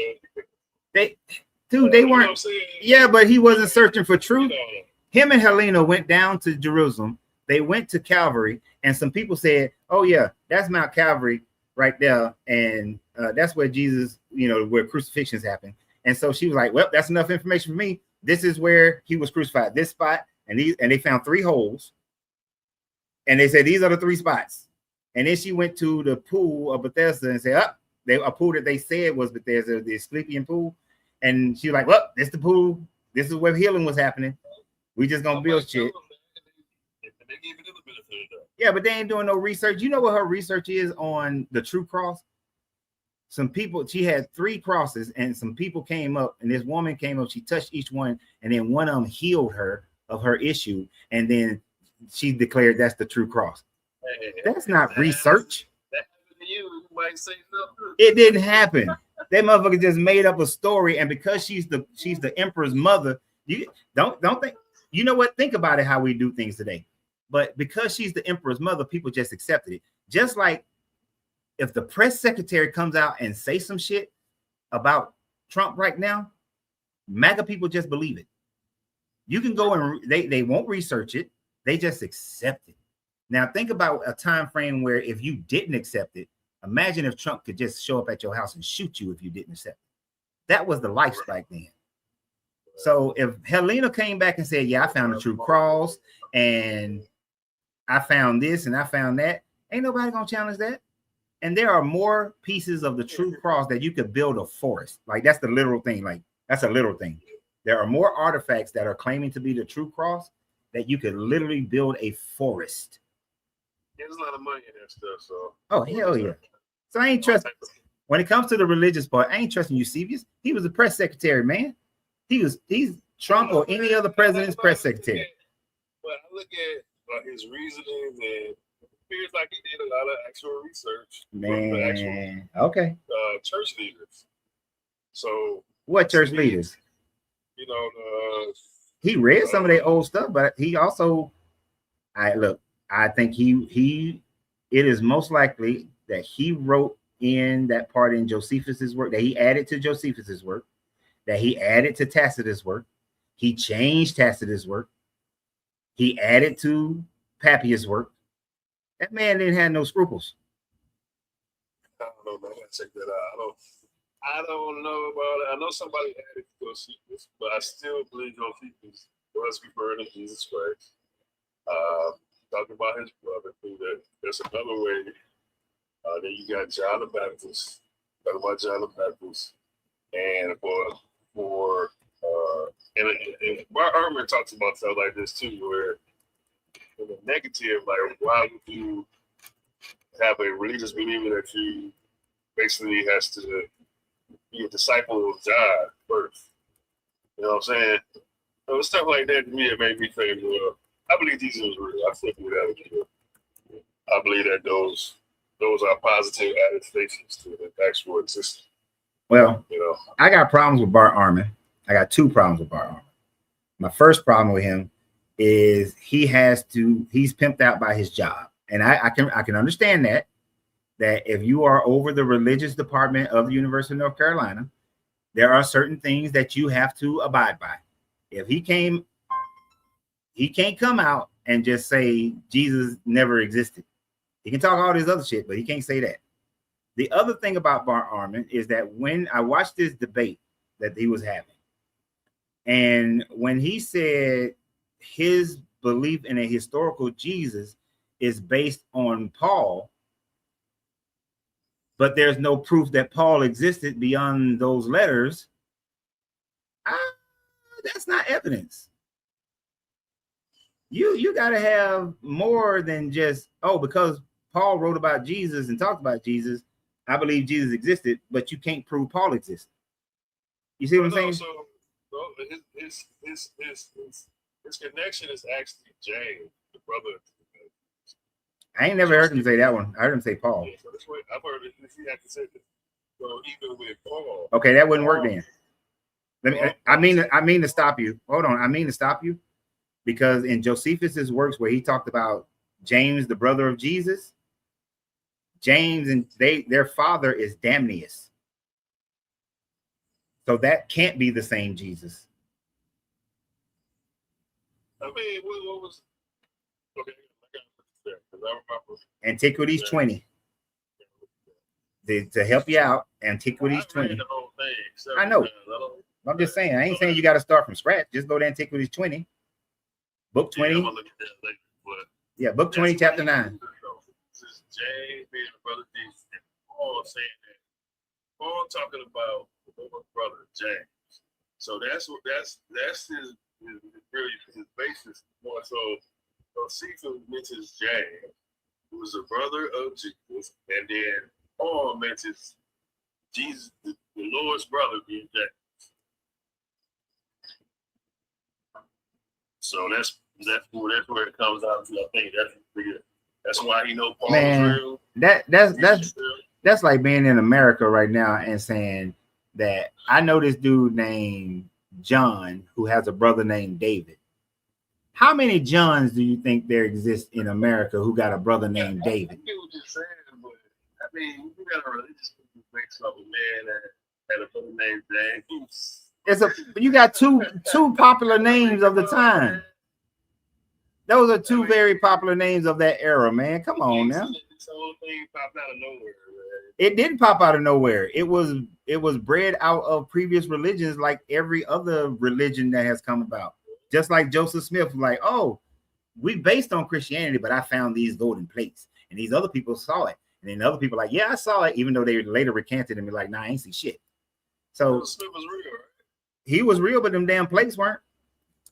And the people recanted who said that they saw them plates. The person that real, everything else would be like even with Jesus. All the stuff they say about could be exaggerations and all that. Yeah, but at least we got an identification of the one person named Joseph Smith. We ain't got nothing that shows a Jesus, a biblical Jesus existed. But man, look, I gotta go. My wife decided to pull up to the garage, so I ain't gotta walk to the house. Yeah, I got you. Fix it. Peace, bro. Peace. All right, everybody. I appreciate y'all. So I will see you guys again on Monday. Well, yeah, Monday. I'll see you guys again on Monday at between 2 and 2:30 Eastern Standard Time. I mean, Central Standard Time. We're going to jump back to the Old Testament on Monday. So I look forward to that conversation. Y'all have a great day. Thank you for the super chat. Thank you for the memberships. Thank you for the subscriptions. Thank you for the gifts. Thank you. Thank you for subscribing and sharing. So y'all have a great day, and always remember you got to free yourself to be yourself, because your greatness is non-negotiable. Good journey, good vibrations, and we are out at 500 when I close both of them out. I need to